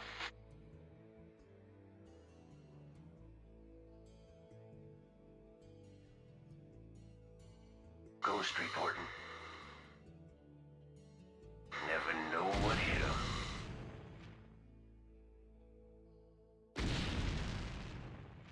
God dang it, select him already, will ya? Need medical attention?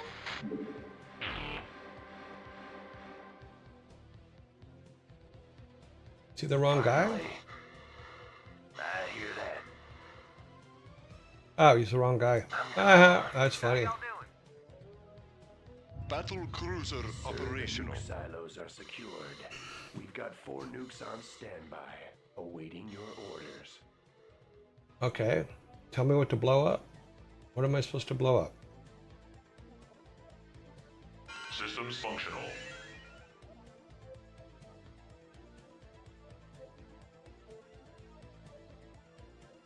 Howdy. Call the shot. I hear that.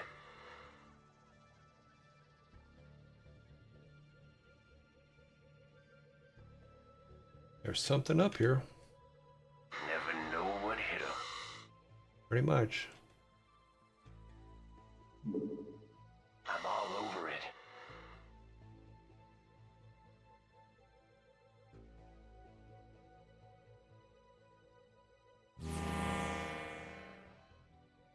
Nuclear launch detected.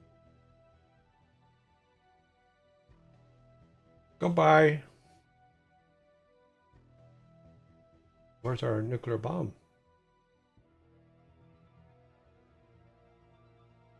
Okay, am I supposed to be... Oh, there it is.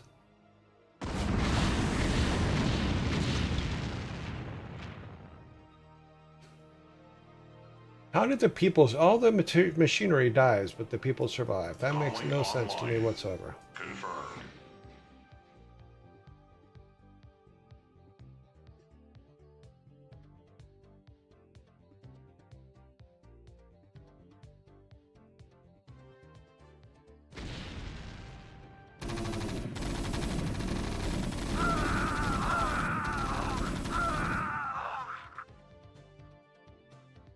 Comlink online.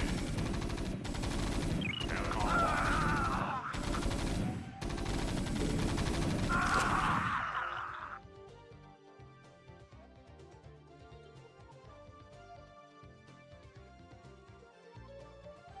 How y'all doing?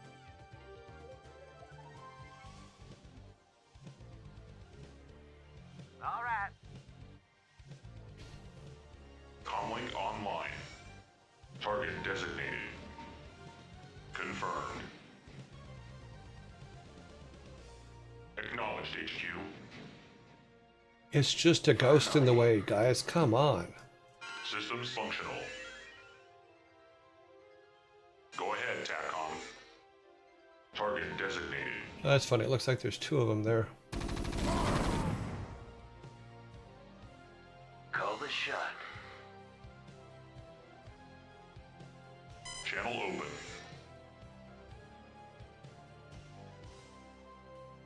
I'm here.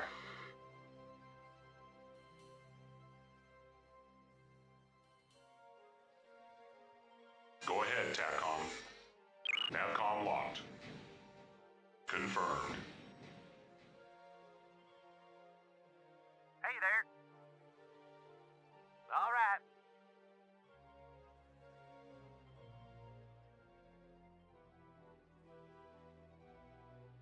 Battle cruiser operational. Finally. I hear that.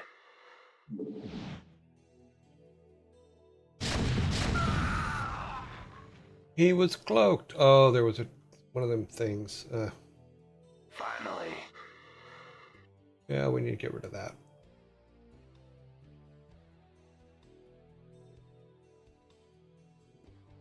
Go ahead, TACOM. Channel open.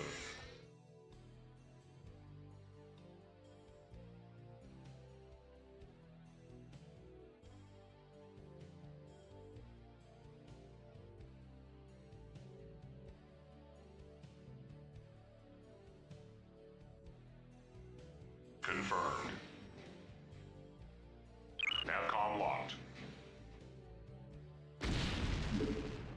Confirmed.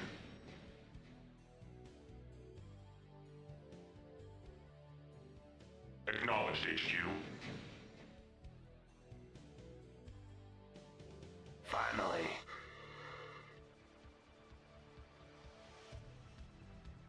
Never know what hit him.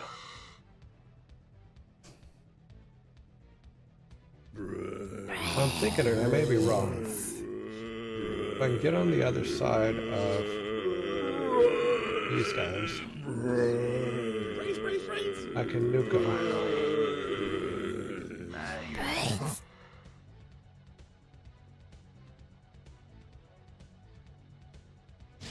Your forces are under attack. Okay, I was wrong. Hey there.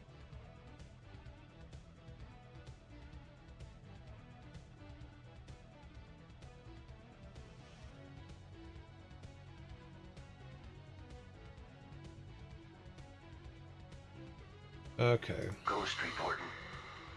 Only got one ghost left. I'm all over it.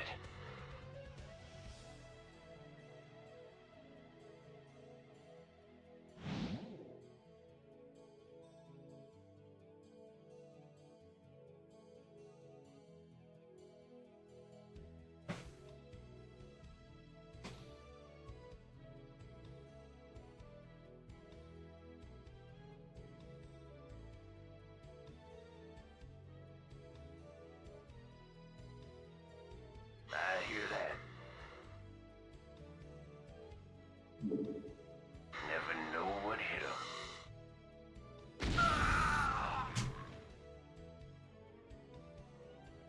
You're supposed to cloak them before you do that shit. I have no ghosts left.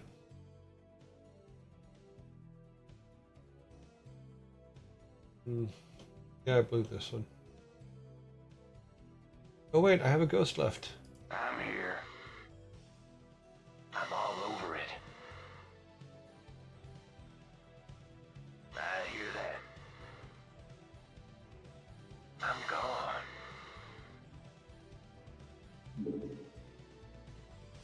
Never know what hit him.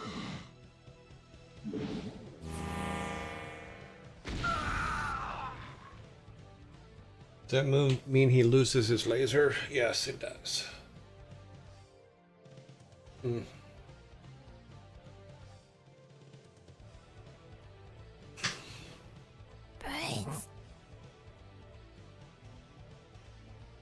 Okay, we will continue this tomorrow. Let's see where we were on our last save, because we have no ghosts. There's nothing we can do here, I don't think. Wait a minute. Let me look back. What is this?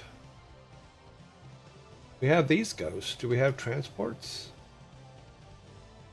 No, we don't have any transports.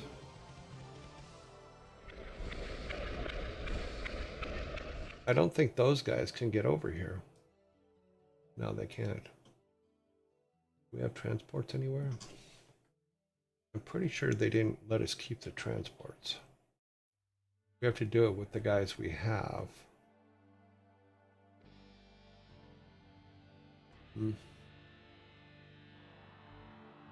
Yeah, because we got ghosts, but we can't get to them. And I don't think, yeah, we have no ability to build anything. We need to drop a nuke. 2 nukes. It says we have 3, so I think the one that we used is the correct way to do it, but we need to drop one here. and one here. Okay, so tomorrow that's what we're going to do. We'll save here so I can look ahead a little bit, but we'll start back at A again tomorrow. All right. We're having a condensed show, obviously, today. Exit program. Okay. Turn the sun's music back on. Okay, I suspect there's a new Call of Duty. Okay. Go back to just me. Okay, then. Mm-hmm. Mm. And then we need to put the announcement out for dad jokes. So we are going to do those today.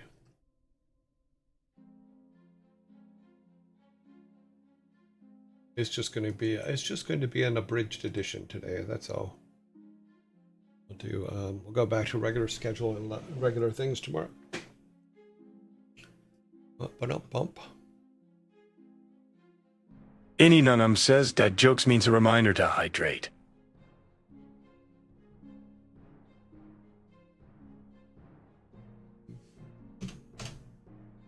There we go. And then we can go over here. Oops. Okay, jump to the bar too soon.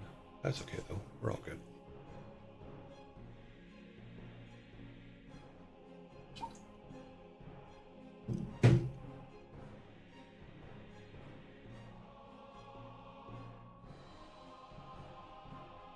It has electrolytes. It's what plants crave. I do like this glass though, actually.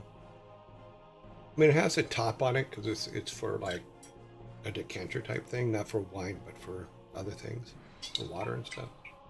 But for a drinking glass, it's actually kind of cool.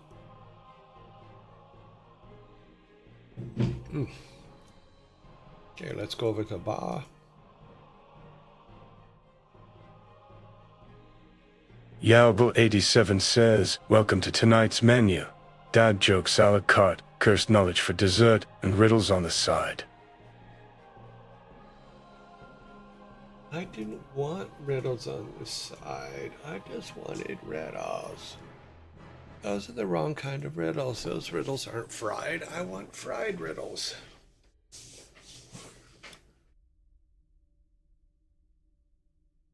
Did the sub come through? Which sub? I don't know. Here, let me see. It looked like it did. Was there a sub during our thing there? Sorry, I missed it. Chryson's was the last sub that looks like it came through.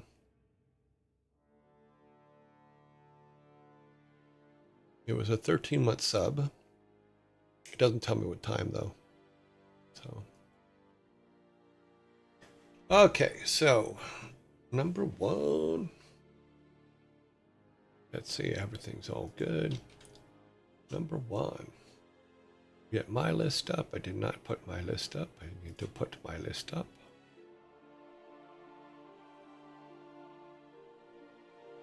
Hopefully I put the right ones in. Yeah. Okay. How'd you compare working at Jagex versus Blizzard? Completely different worlds. That's how I compare them.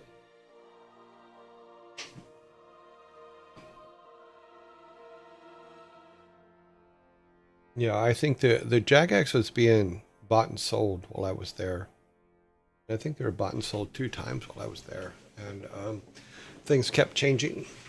Yeah, I think that there were some fantastic people there, and the people that were, I think that everything that I said was going to happen did after I left. So my read on it was pretty well.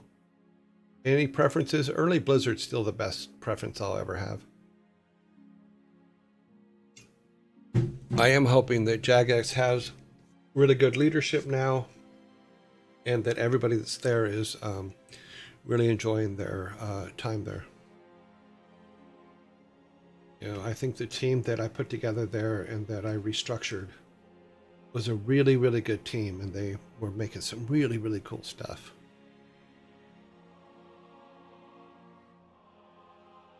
What did you predict?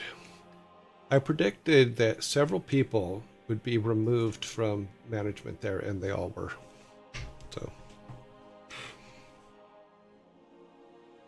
well, because someone once asked me, he goes, what would you do? When I was there, they asked me, what would you do? And I said, I would remove that person, that person, that person.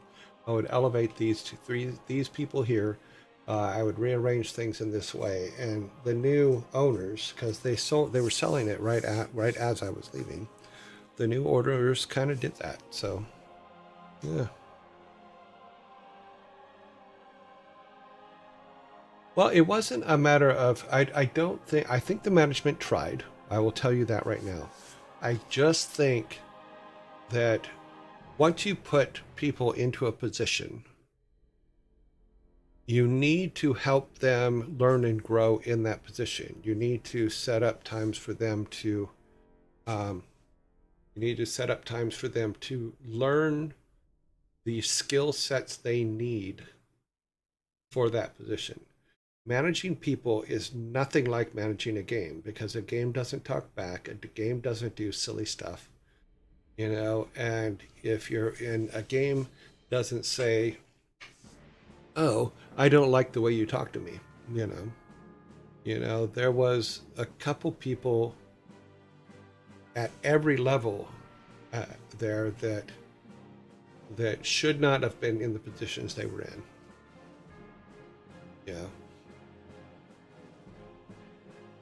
I'm not even interested in naming any kind of names on anybody or anything like that. We're not going to go there. I say that this is management training is the most important thing for any company that you have. And if you're not training the people for the positions they're in, you're asking for problems. Yeah. Okay. Number 1 is a pub quiz. Which country was occupied by Germany, Italy, and Hungary in 1941?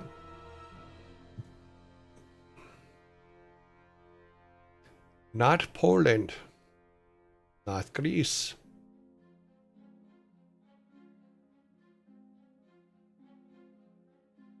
I think this country also only had one exported car. Shrieker, you are correct. It was Yugoslavia. There's 2 types of hires.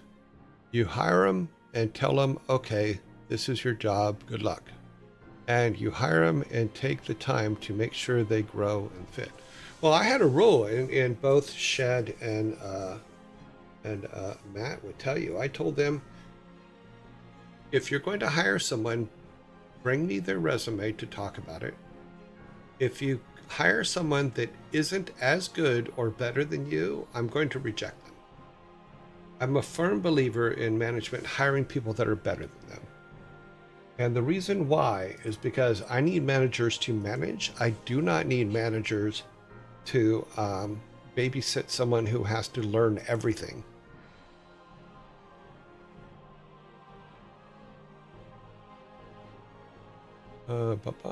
No, their car export was the Yugo in the US. So let me see. Yearling cans. You guys get a can for that.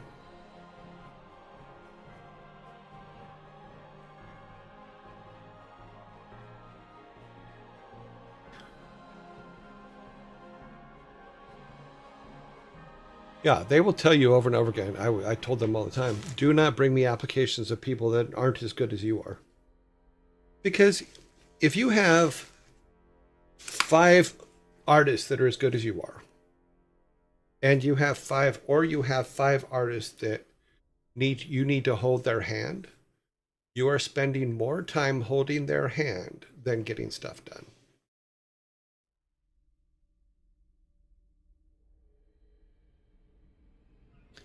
And it shredded a bus. Cute. How can you hire someone better than you at a lower role, though?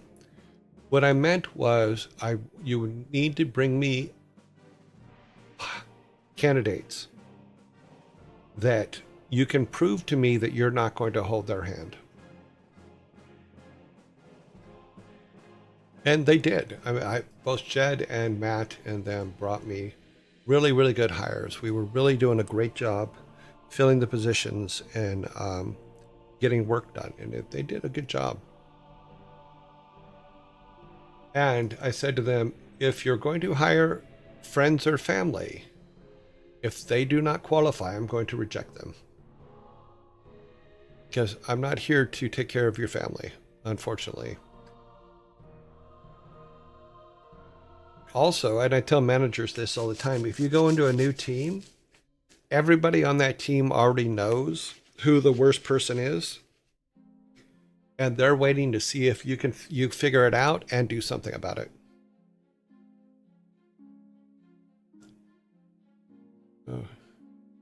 Oh, it got shredded by a bus. Okay, I misread that as it shredded a bus. So the bus destroyed it? All right, number 2.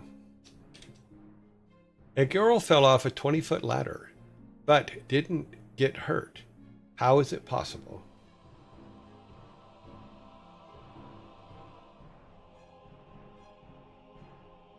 Shrieker, you are correct. She was on the bottom rung. No one said she was at the top of the ladder. Nice catch.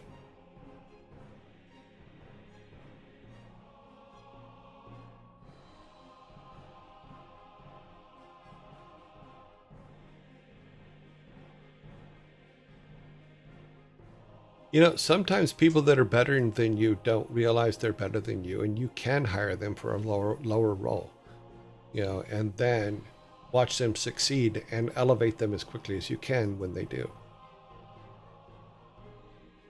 Mel's fat ant just bounced. That's highly possible. Yeah, no one said the ladder was standing either.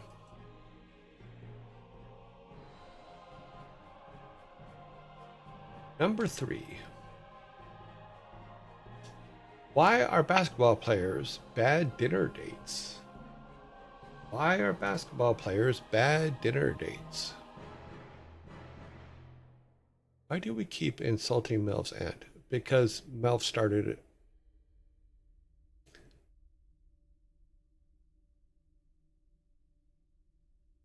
They keep courting other people. They all wassy dribbling. Because they steal home plate. We do have a winner.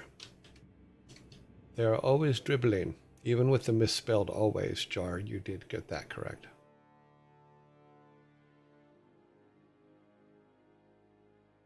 No, to answer your question, Believe started his aunt stuff, so I can't.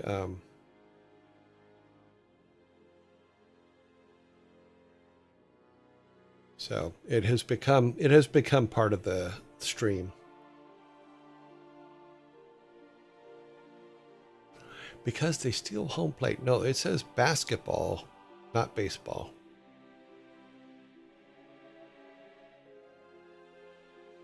Oh, I think this one's a rerun. Number 4. Oh, I put one too many cans up. No worries. At this point, we have to meet Maliv's aunt at some point. Well, Maliv's aunt, my understanding as of last week, Maliv actually has 3 aunts.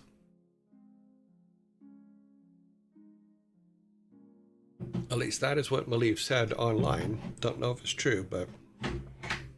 So, technically, he hasn't identified that particular aunt yet.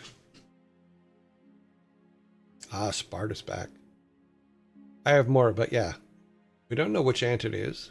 And that's probably best for him. Because he doesn't say which aunt it is.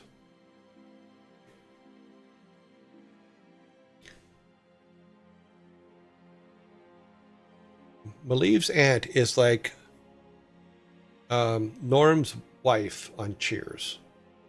You hear about her all the time, but you never see her. You never meet her. Yeah, can you arrange an interview? Well, if she wants to come in for an interview, that's fine. I'm more than happy to set it up on Discord. That would be funny. Number 4.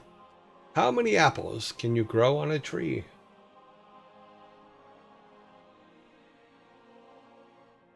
She doesn't speak English.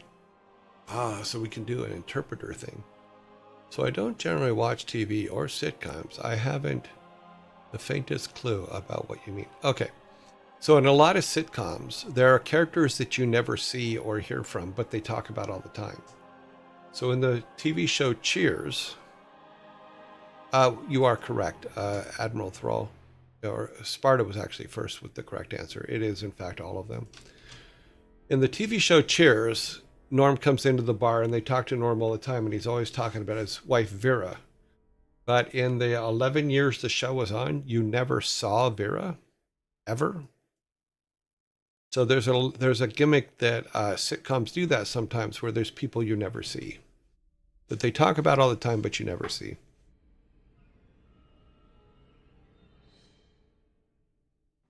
That is true. It does depend on the tree. So it's something that TV shows use as a gimmick. And if you look around, there's a lot of shows that do it. So, yeah. Oh yeah, Howard's Mom is a perfect example on Big Bang Theory. You hear her voice. You do see her pass by a door once, but it's more of a moo-moo moving past the door once, but you never actually saw her. Yeah, my team and I did footage for the pilot for Big Bang Theory, because they're playing WoW in when Big Bang, on the first pilot of Big Bang Theory. So my machinima team and I did the footage for that. We didn't even know what Big Bang Theory was because nobody had heard of it before, but they called and asked if they could use some WoW gameplay footage for the first episode. Okay, number 5. Who discovered penicillin? Who discovered penicillin? Shrieker, you are correct. It is Alexander Fleming. He was very phlegmy at the time.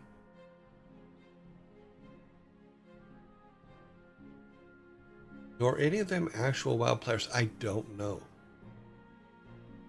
I know Mila Kunis was a huge WoW player. Oh my god, she played WoW all the damn time. She talked about it several times too. I know that Gary Coleman was a big Diablo player because we had actually met him a few times. Yeah.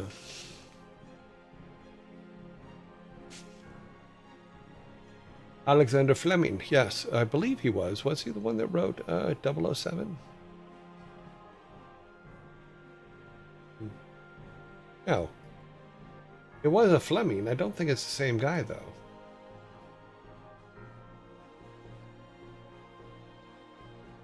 Because what I always thought was hilarious about the guy that wrote 007 was that he also wrote Chitty Chitty Bang Bang. Yeah, this is a different guy. Who's the Fleming that wrote Nobel Prize, blah, blah, blah. No Fleming there. We want the book guy.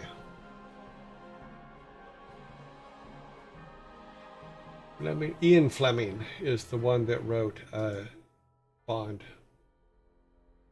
Yeah, Ian Fleming. But he also wrote Chitty Chitty Bang Bang. Yeah. Why did everyone say Ian? Because Ian Fleming wrote James Bond. Alexander Fleming discovered penicillin. Someone who just liked to lick things. Nope. He's related to, I don't know, is he?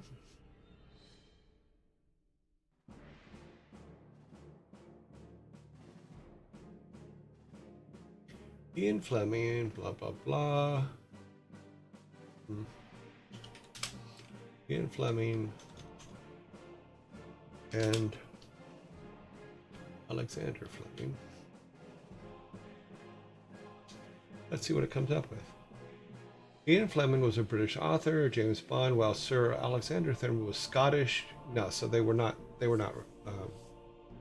It does not look like they were related.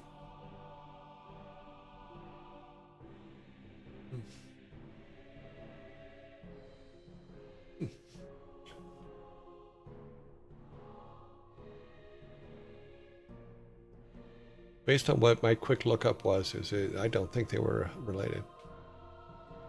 Not related despite sharing the common surname and both, Scottish in origin, with both being prominent figures in British history. Yeah, but Ian Fleming wrote all the James Bond stuff and wrote, I always thought it was hilarious that he wrote Chitty Chitty Bang Bang, because I really like Chitty Chitty Bang Bang. But it's kind of like if Q or M, whichever one, no, Q's the one that invented things in 007. It's like Q's great-grandfather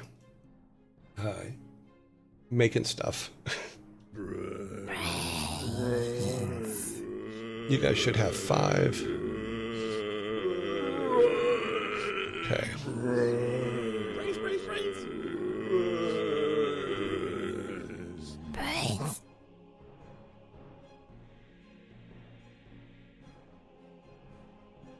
I'm going to refill my water. I'll be right back.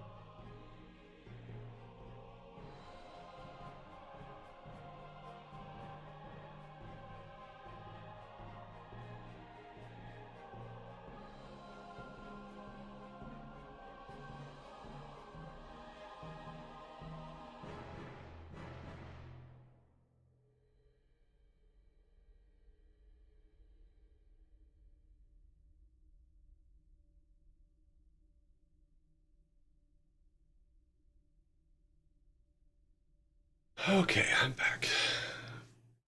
Did I turn the music back on? Yeah, I did. Okay.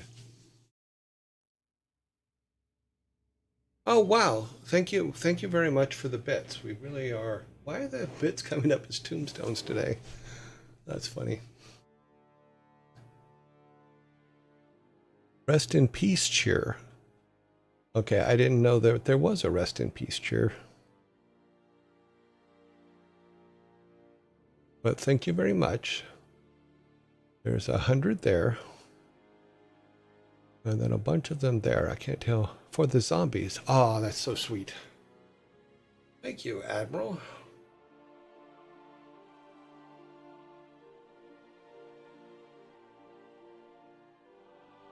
Adam Thrawn. Admiral Thrawn. 190. Oh, answer finished. Okay. That's funny. We have zombie bits. Zombie bits. Okay, number 6. What has many rings but no fingers? What has many rings but no fingers? Yeah, okay, cool. Admiral Thrawn from Star Wars. Cool. What has it? Chainmail. Blue ring octopus. Never heard of it, but cool. I have to look them up. Jewelry store. Sonic Hedgehog rings.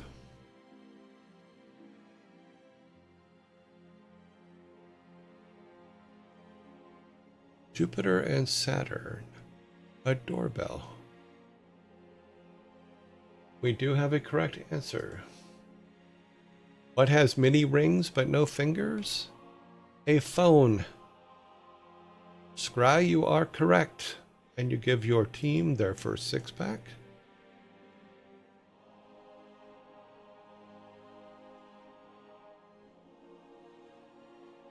Okay, let's put that on the floor for you there. All right. Thank you, Scry. Very nicely done. Onion rings. That's true. My Burger King order. Good point.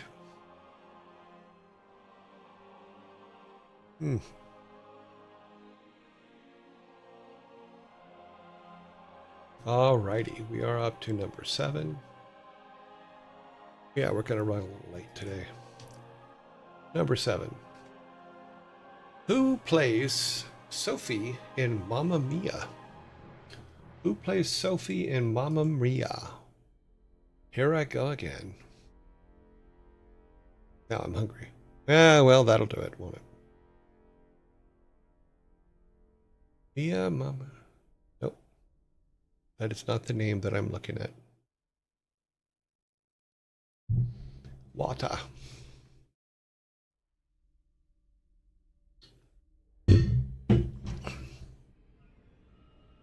Hugo, you are correct. Hugo is the one with the first one correct. The correct answer. It's Amanda Seyfried. Fried? That person. You know, them. Okay, number 7. Alrighty then. Mamma Mia, here I go again. Number 8. Mel's fat aunt. Well, that's highly possible.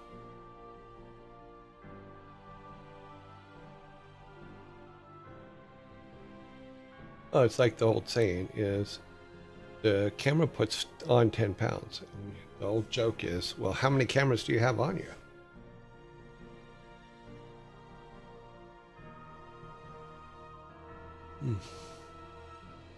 Okay, my screen just blanked out. See if it does it again. Go on. Yep, it just did it again. Let's look at the event log so I can. I'm still tracking to see what is causing those things. And our event log does not tell me, apparently. The system event log says that is. No, there's not even anything on the event log for right now. But basically, it says that my monitor, because the little thing for the monitor comes up. So apparently the channel does not recognize, but oh well. We'll fix that. We've been hunting that one for a year now. We're not going to find it right now. Okay. Okay, number 8. What color is the tongue of a giraffe? What color is a giraffe's tongue?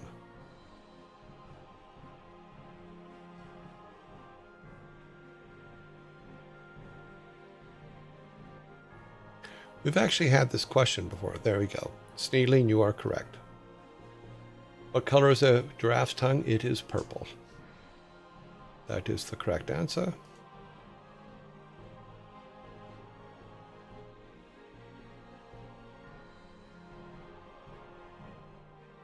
This one's too easy for you. All right, here we go. You're gonna. I may not even start the timer on this next one because I think it's gonna be too easy. What iconic weapon does the bride use to kill Bill? What iconic weapon does the bride use to kill Bill? Katana is, in fact, the correct answer. It is either a samurai sword or a katana. So, Shrieker, you are correct. Is your can? Oops, that's too many cans.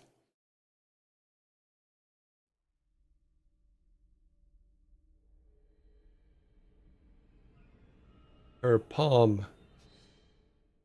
I haven't seen Killing William. You should see it. It's actually pretty good. I like it. Okay. Number 10. 6, 7, 8. We're missing one. I think I accidentally deleted one of your guys's. We should have 9. We now have 9. I have none yet. Who played the role of Vito Corleone in The Godfather? Shrieker, you are correct. It is, in fact, Marlon Brando.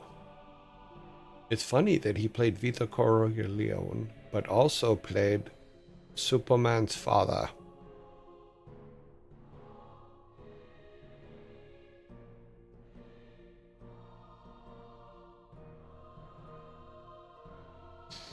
He's the only cast member you know. No, it's not. He's not. You know Al Pacino. You know Robert De Niro's in there somewhere. Vaughn is in there. There's a lot of big star. James Caan is in there. Marlon Wayans, really?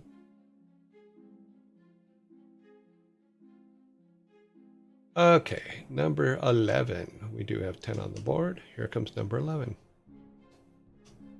What did the judge say when the skunk walked into the courtroom? What did the judge say when the skunk walked into the courtroom?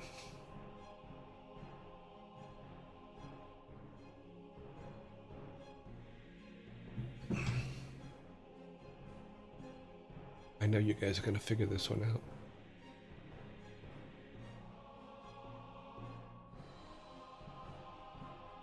This case stinks. This case stinks. Sit in your pew. Or trial stinks. Who the hell let the skunk in the building? Stop badgering the witness. This is a smelly case. Why? I don't understand the stop badgering the witness part.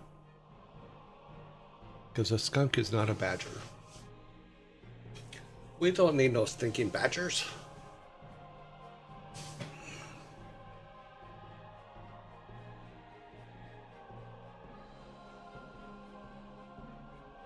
We do have a correct answer.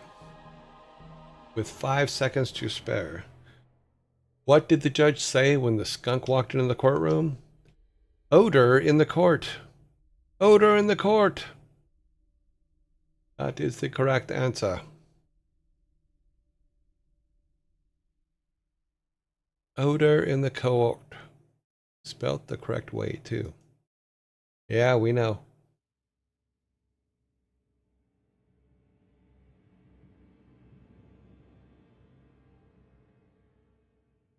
Yeah, I choose to be lax on that sometimes because I know that me personally, I am not a good speller.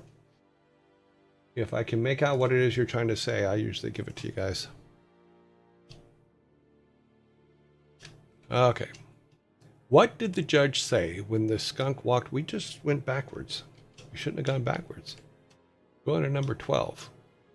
We have to have 11 on the board, so I didn't put this up. I need to put that up. Okay, so we have 5, 11, yep. Okay, we are back where we should be. All right. In Roman mythology, which god is known as the god of the sea? I'm not even going to start the timer.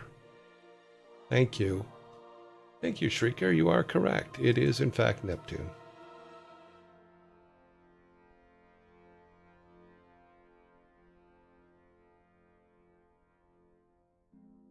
There is your second 6-pack. It is, in fact, Neptune. Poseidon's the other guys. Number 13. Yep. It has keys, but no locks. It has space, but no room. You can enter, but you can't go inside. What is it?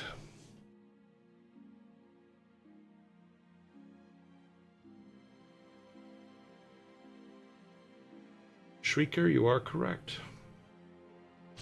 It is a keyboard.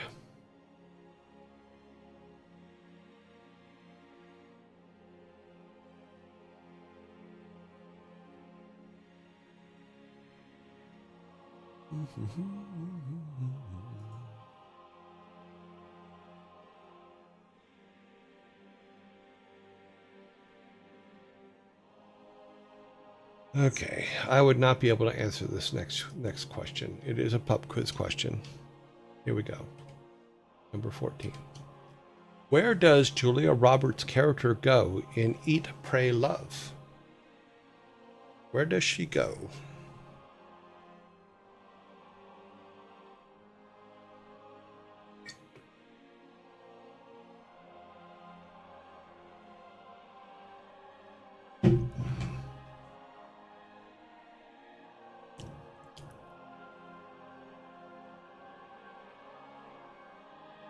You guys, in fact, do have all the answers, but not they all have to be together. On an adventure. Good point. To have breakfast in Tiffany's. No, that's not her. India, Italy, and Bali. That is correct. We do have a correct answer. India, Italy, India, and Bali are the correct answers. All together now. All together now.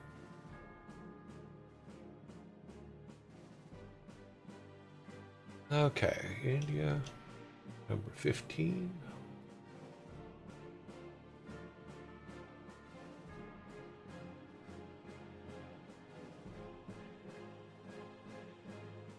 Okay, number 15.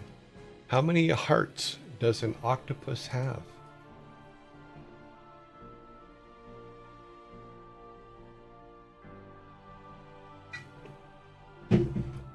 Shrieker is the first one with the correct answer.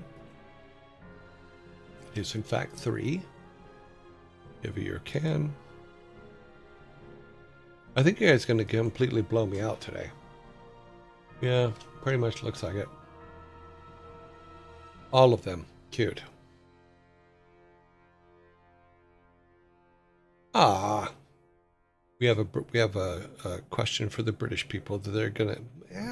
Will Americans get this one? That should be interesting. Be interesting to find out. I know I would, but I don't know if most Americans would. Number 16.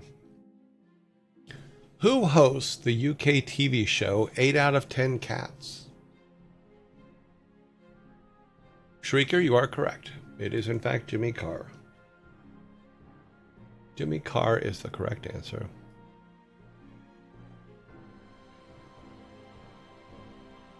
I know it because of a science class poster. Oh, okay.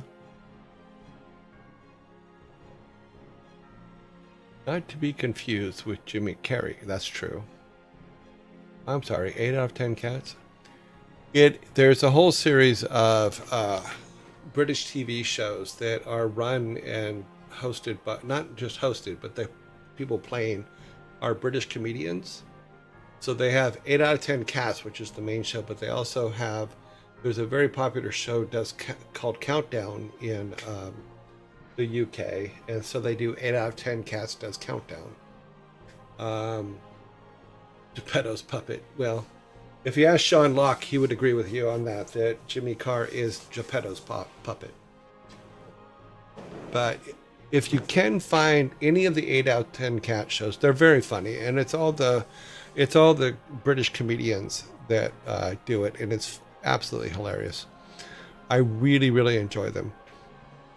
So if you watch that and you watch Taskmasters, the UK version, also brilliant.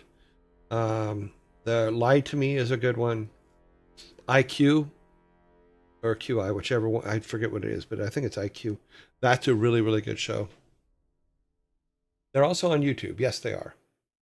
Sean Locke, probably the funniest person I've ever seen work. He's absolutely just so absolutely funny. And if you want to know about Sean Locke, 2 things. Watch 8 out of 10 Cats Does Countdown. But Carrot in the Box, if you look up Sean Locke, Carrot in the Box, hilarious. Yeah. New season of Taskmaster is pretty good as well. I think this season just ended like last week, didn't it? The new one?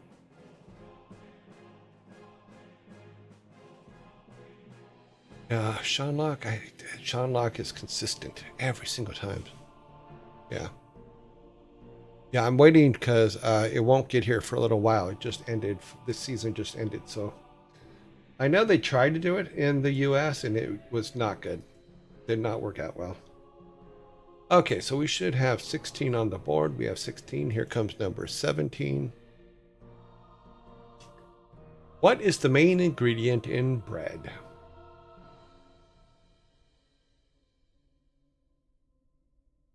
Okay, you can watch it for most of these for free on YouTube because they've been around a long time. Another one is the Big Fat Quiz Show. That's another one. And they do it by year, so they're really good. I need no name. You are correct. It's just flour. Flour is the correct answer. It's not specifying wheat or regular. It's just flour. I do miss making my own bread. I used to make the most amazing bread. I think I'm gonna get a bread machine and make some bread. I think that'll be fun to do. I already make my own kefir. I already make my own yogurt. I can make my own bread again. I used to. But my bread, the fiber content in my bread is huge. It's like 35 grams or something like that. So if you eat a piece of my bread, be aware. Made some bread for me last night. I have already ate half. Yeah. You need flour, salt, water, yeast is unnecessary for the product. Yeah, you can make other kinds of breads. I was talking about how he makes yeast. Okay. I have never made yeast. I've made yogurts with different bacterial strains and stuff like that, but I've never made yeast. Did not know that you could make yeast. So, but he also grows his own mushrooms. He does all kinds of stuff. So, I give more power to him. If nothing else, I instilled in him the curiosity gene to be curious about how to make stuff that you buy. Because I can make 2 weeks of yogurt, which would cost me in the store, I would say $4 a day. I can make it all for 2 weeks for like $2, something like that.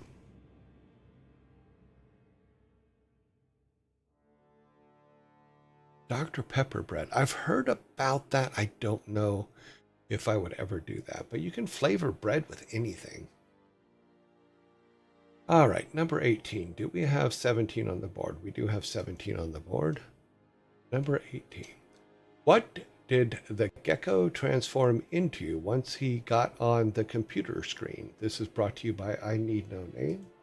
What did the gecko transform into once he got on the computer screen? My baking has consisted of banana bread. Banana breads are good. Three bananas for banana breads, but they got to be really, really soft. Screensaver. Gecko. What the hell is a gecko? Genko? Genko? I think that it's just a misspelled. It's a gecko. Genko? Yeah, I think they mean a gecko. I don't write these, so I can't be held responsible for the spelling. Let's see, is Genko something else? Maybe I'm thinking of the wrong animal. No, a Genko is a real thing. Genko can be referred to several things. Most commonly a Japanese name. Name of the Civil War, blah, blah. No, it's not an animal. No, I think it's supposed to be gecko.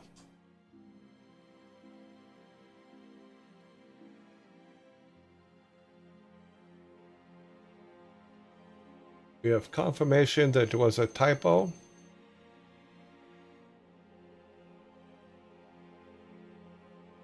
So, what did the gecko transform into once he got on the computer screen?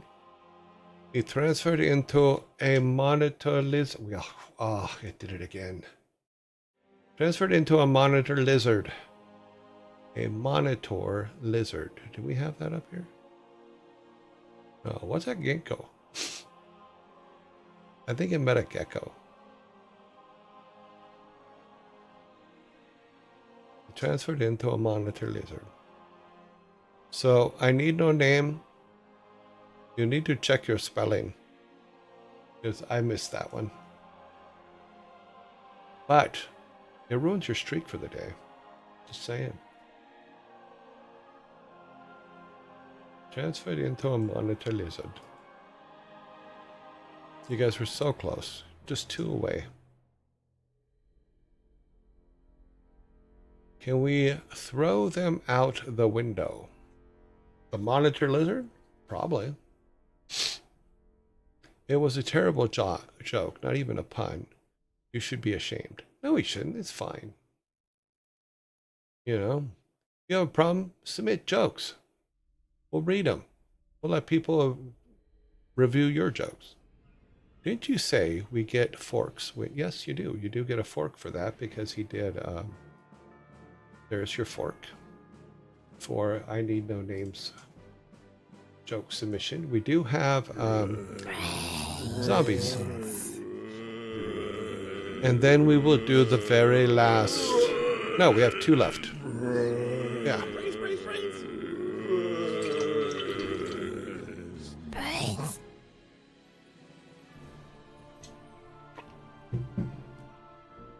I do, in fact, apparently like electrolyte water. So I got the little packet things to put in the water. And apparently it's making my body very, very happy. So we will be doing more of that.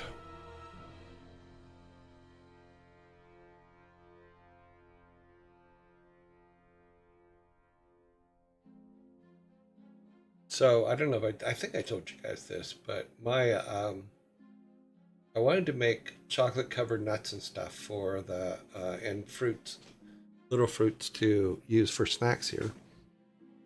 But the company that I bought the chocolate spinner thing from failed to deliver it. Then when I went to contact them on Amazon to see where it was, the company's gone. So I don't think I'm getting my money back, and I don't think I'm getting my chocolate coater turner thing. Oh, I already eat so much fiber. I don't have a problem clearing out at all.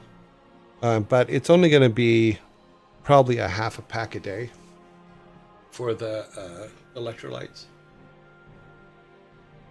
Because I think what was happening is I'm not drinking enough, and I was getting a little bit dehydrated. So I'm just trying to stop that. So doesn't Amazon have a buyer protection or something? I put in for everything and have heard nothing back. So I need to figure out another way to get one of these things because I really just want to make my own. If you bought on Amazon and you can call Amazon directly and tell them what happened. They will most likely refund your money. Well, I had Amazon Prime, and I've had Amazon Prime for years. But for some reason, when I go in the last 2 weeks, when I go to Amazon Prime, it keeps offering me Amazon Prime and says I don't have it, which I'm like, wait a minute, pretty sure I do.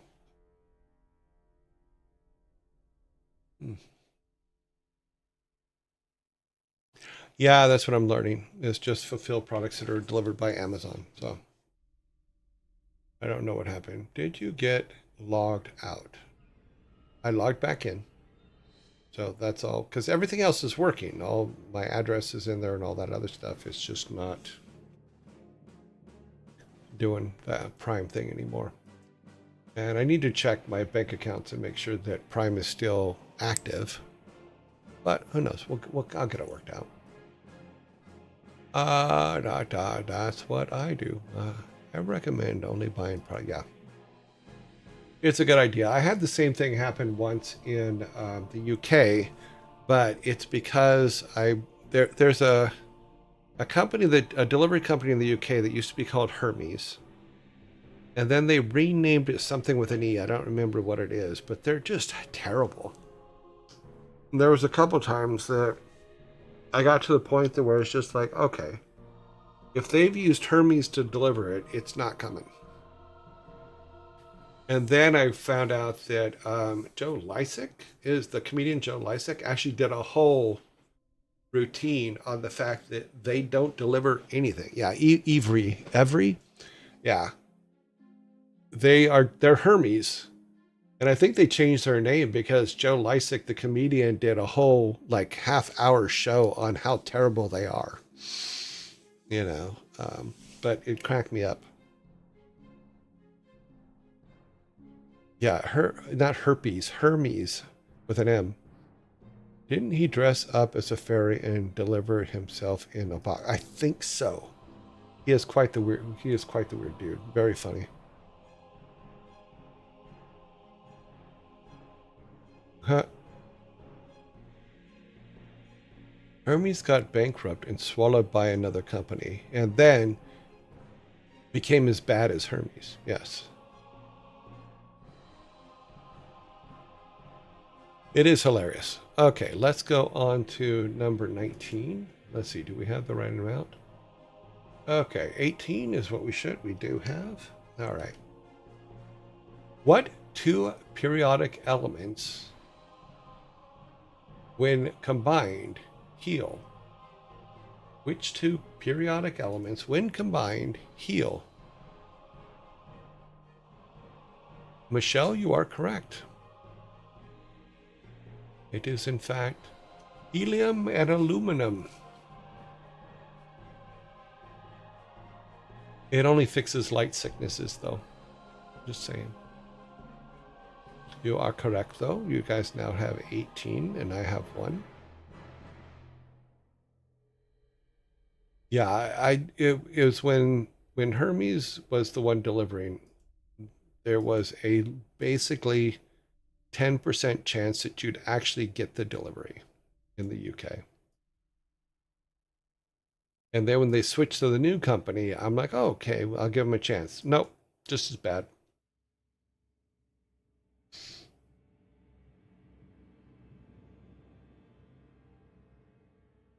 Joe in Taskmaster was great too. Yeah. Taskmaster is just a good show. It's absolutely hilarious. Plus, watching how they figure stuff out is a lot of fun. Some of it's just absolutely silly, but some of it is like, oh, wow, that's actually a good idea.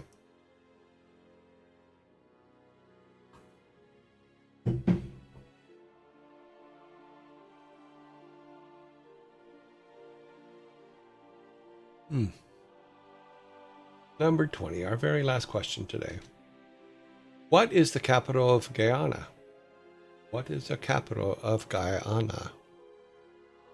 I think that's how you pronounce it. If you don't, it's Ghana. Shrieker, you are correct. What is the capital of Guyana? Accra. I like when they put the secret way to win in the task. Yeah.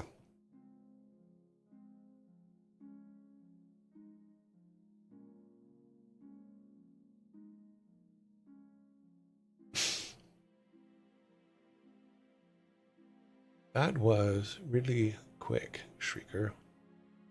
Yep, that was real quick. Thing Shrieker knows. Alrighty then, let's put that last can up. I only got 1 today. So I want to thank I Need No Name for misspelling something so that I can get a free can. God, thank you. And they put your can in the wrong place. So let's get this cleared. Final total today is 19-1 with 1 fork for you guys.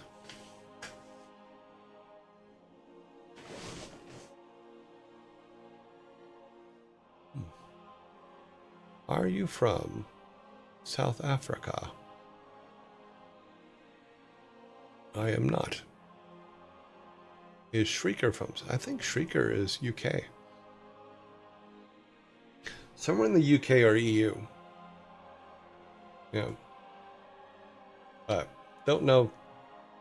All right, let's close that. It is 19 to 1 with 1 fork. Let us clear my 1 can away first. And close that. And come up here and have the Vikings remove your can and your 6-packs so that, and your fork, and box it all up for you guys.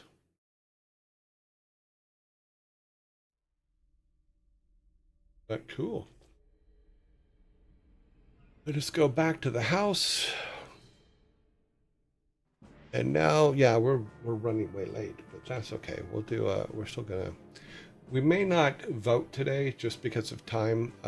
Let's see who is online and and I will pick someone from the list that hasn't been picked for a while. Let me bring it up. Oh wow, I didn't even see the list. And here. Open. Where is our raiding party? There it is. Okay. Put that over here. Let's go down here to our raiding party. Who comes off the list today? Today, Seth Plays Drums comes off the quarantine list. Let's take a look who is on. And I will go from the top and just find the first one that isn't in quarantine is the one we're going to do. Okay, first person on the top is Maya. Oh, Maya has not been raided. So let's raid Maya. We have not raided Maya in a while. Let's see. 11, 17, 2025. Also, for those of you who are interested, Loki's birthday is coming up. So I need to reach out to Loki and see how he's doing.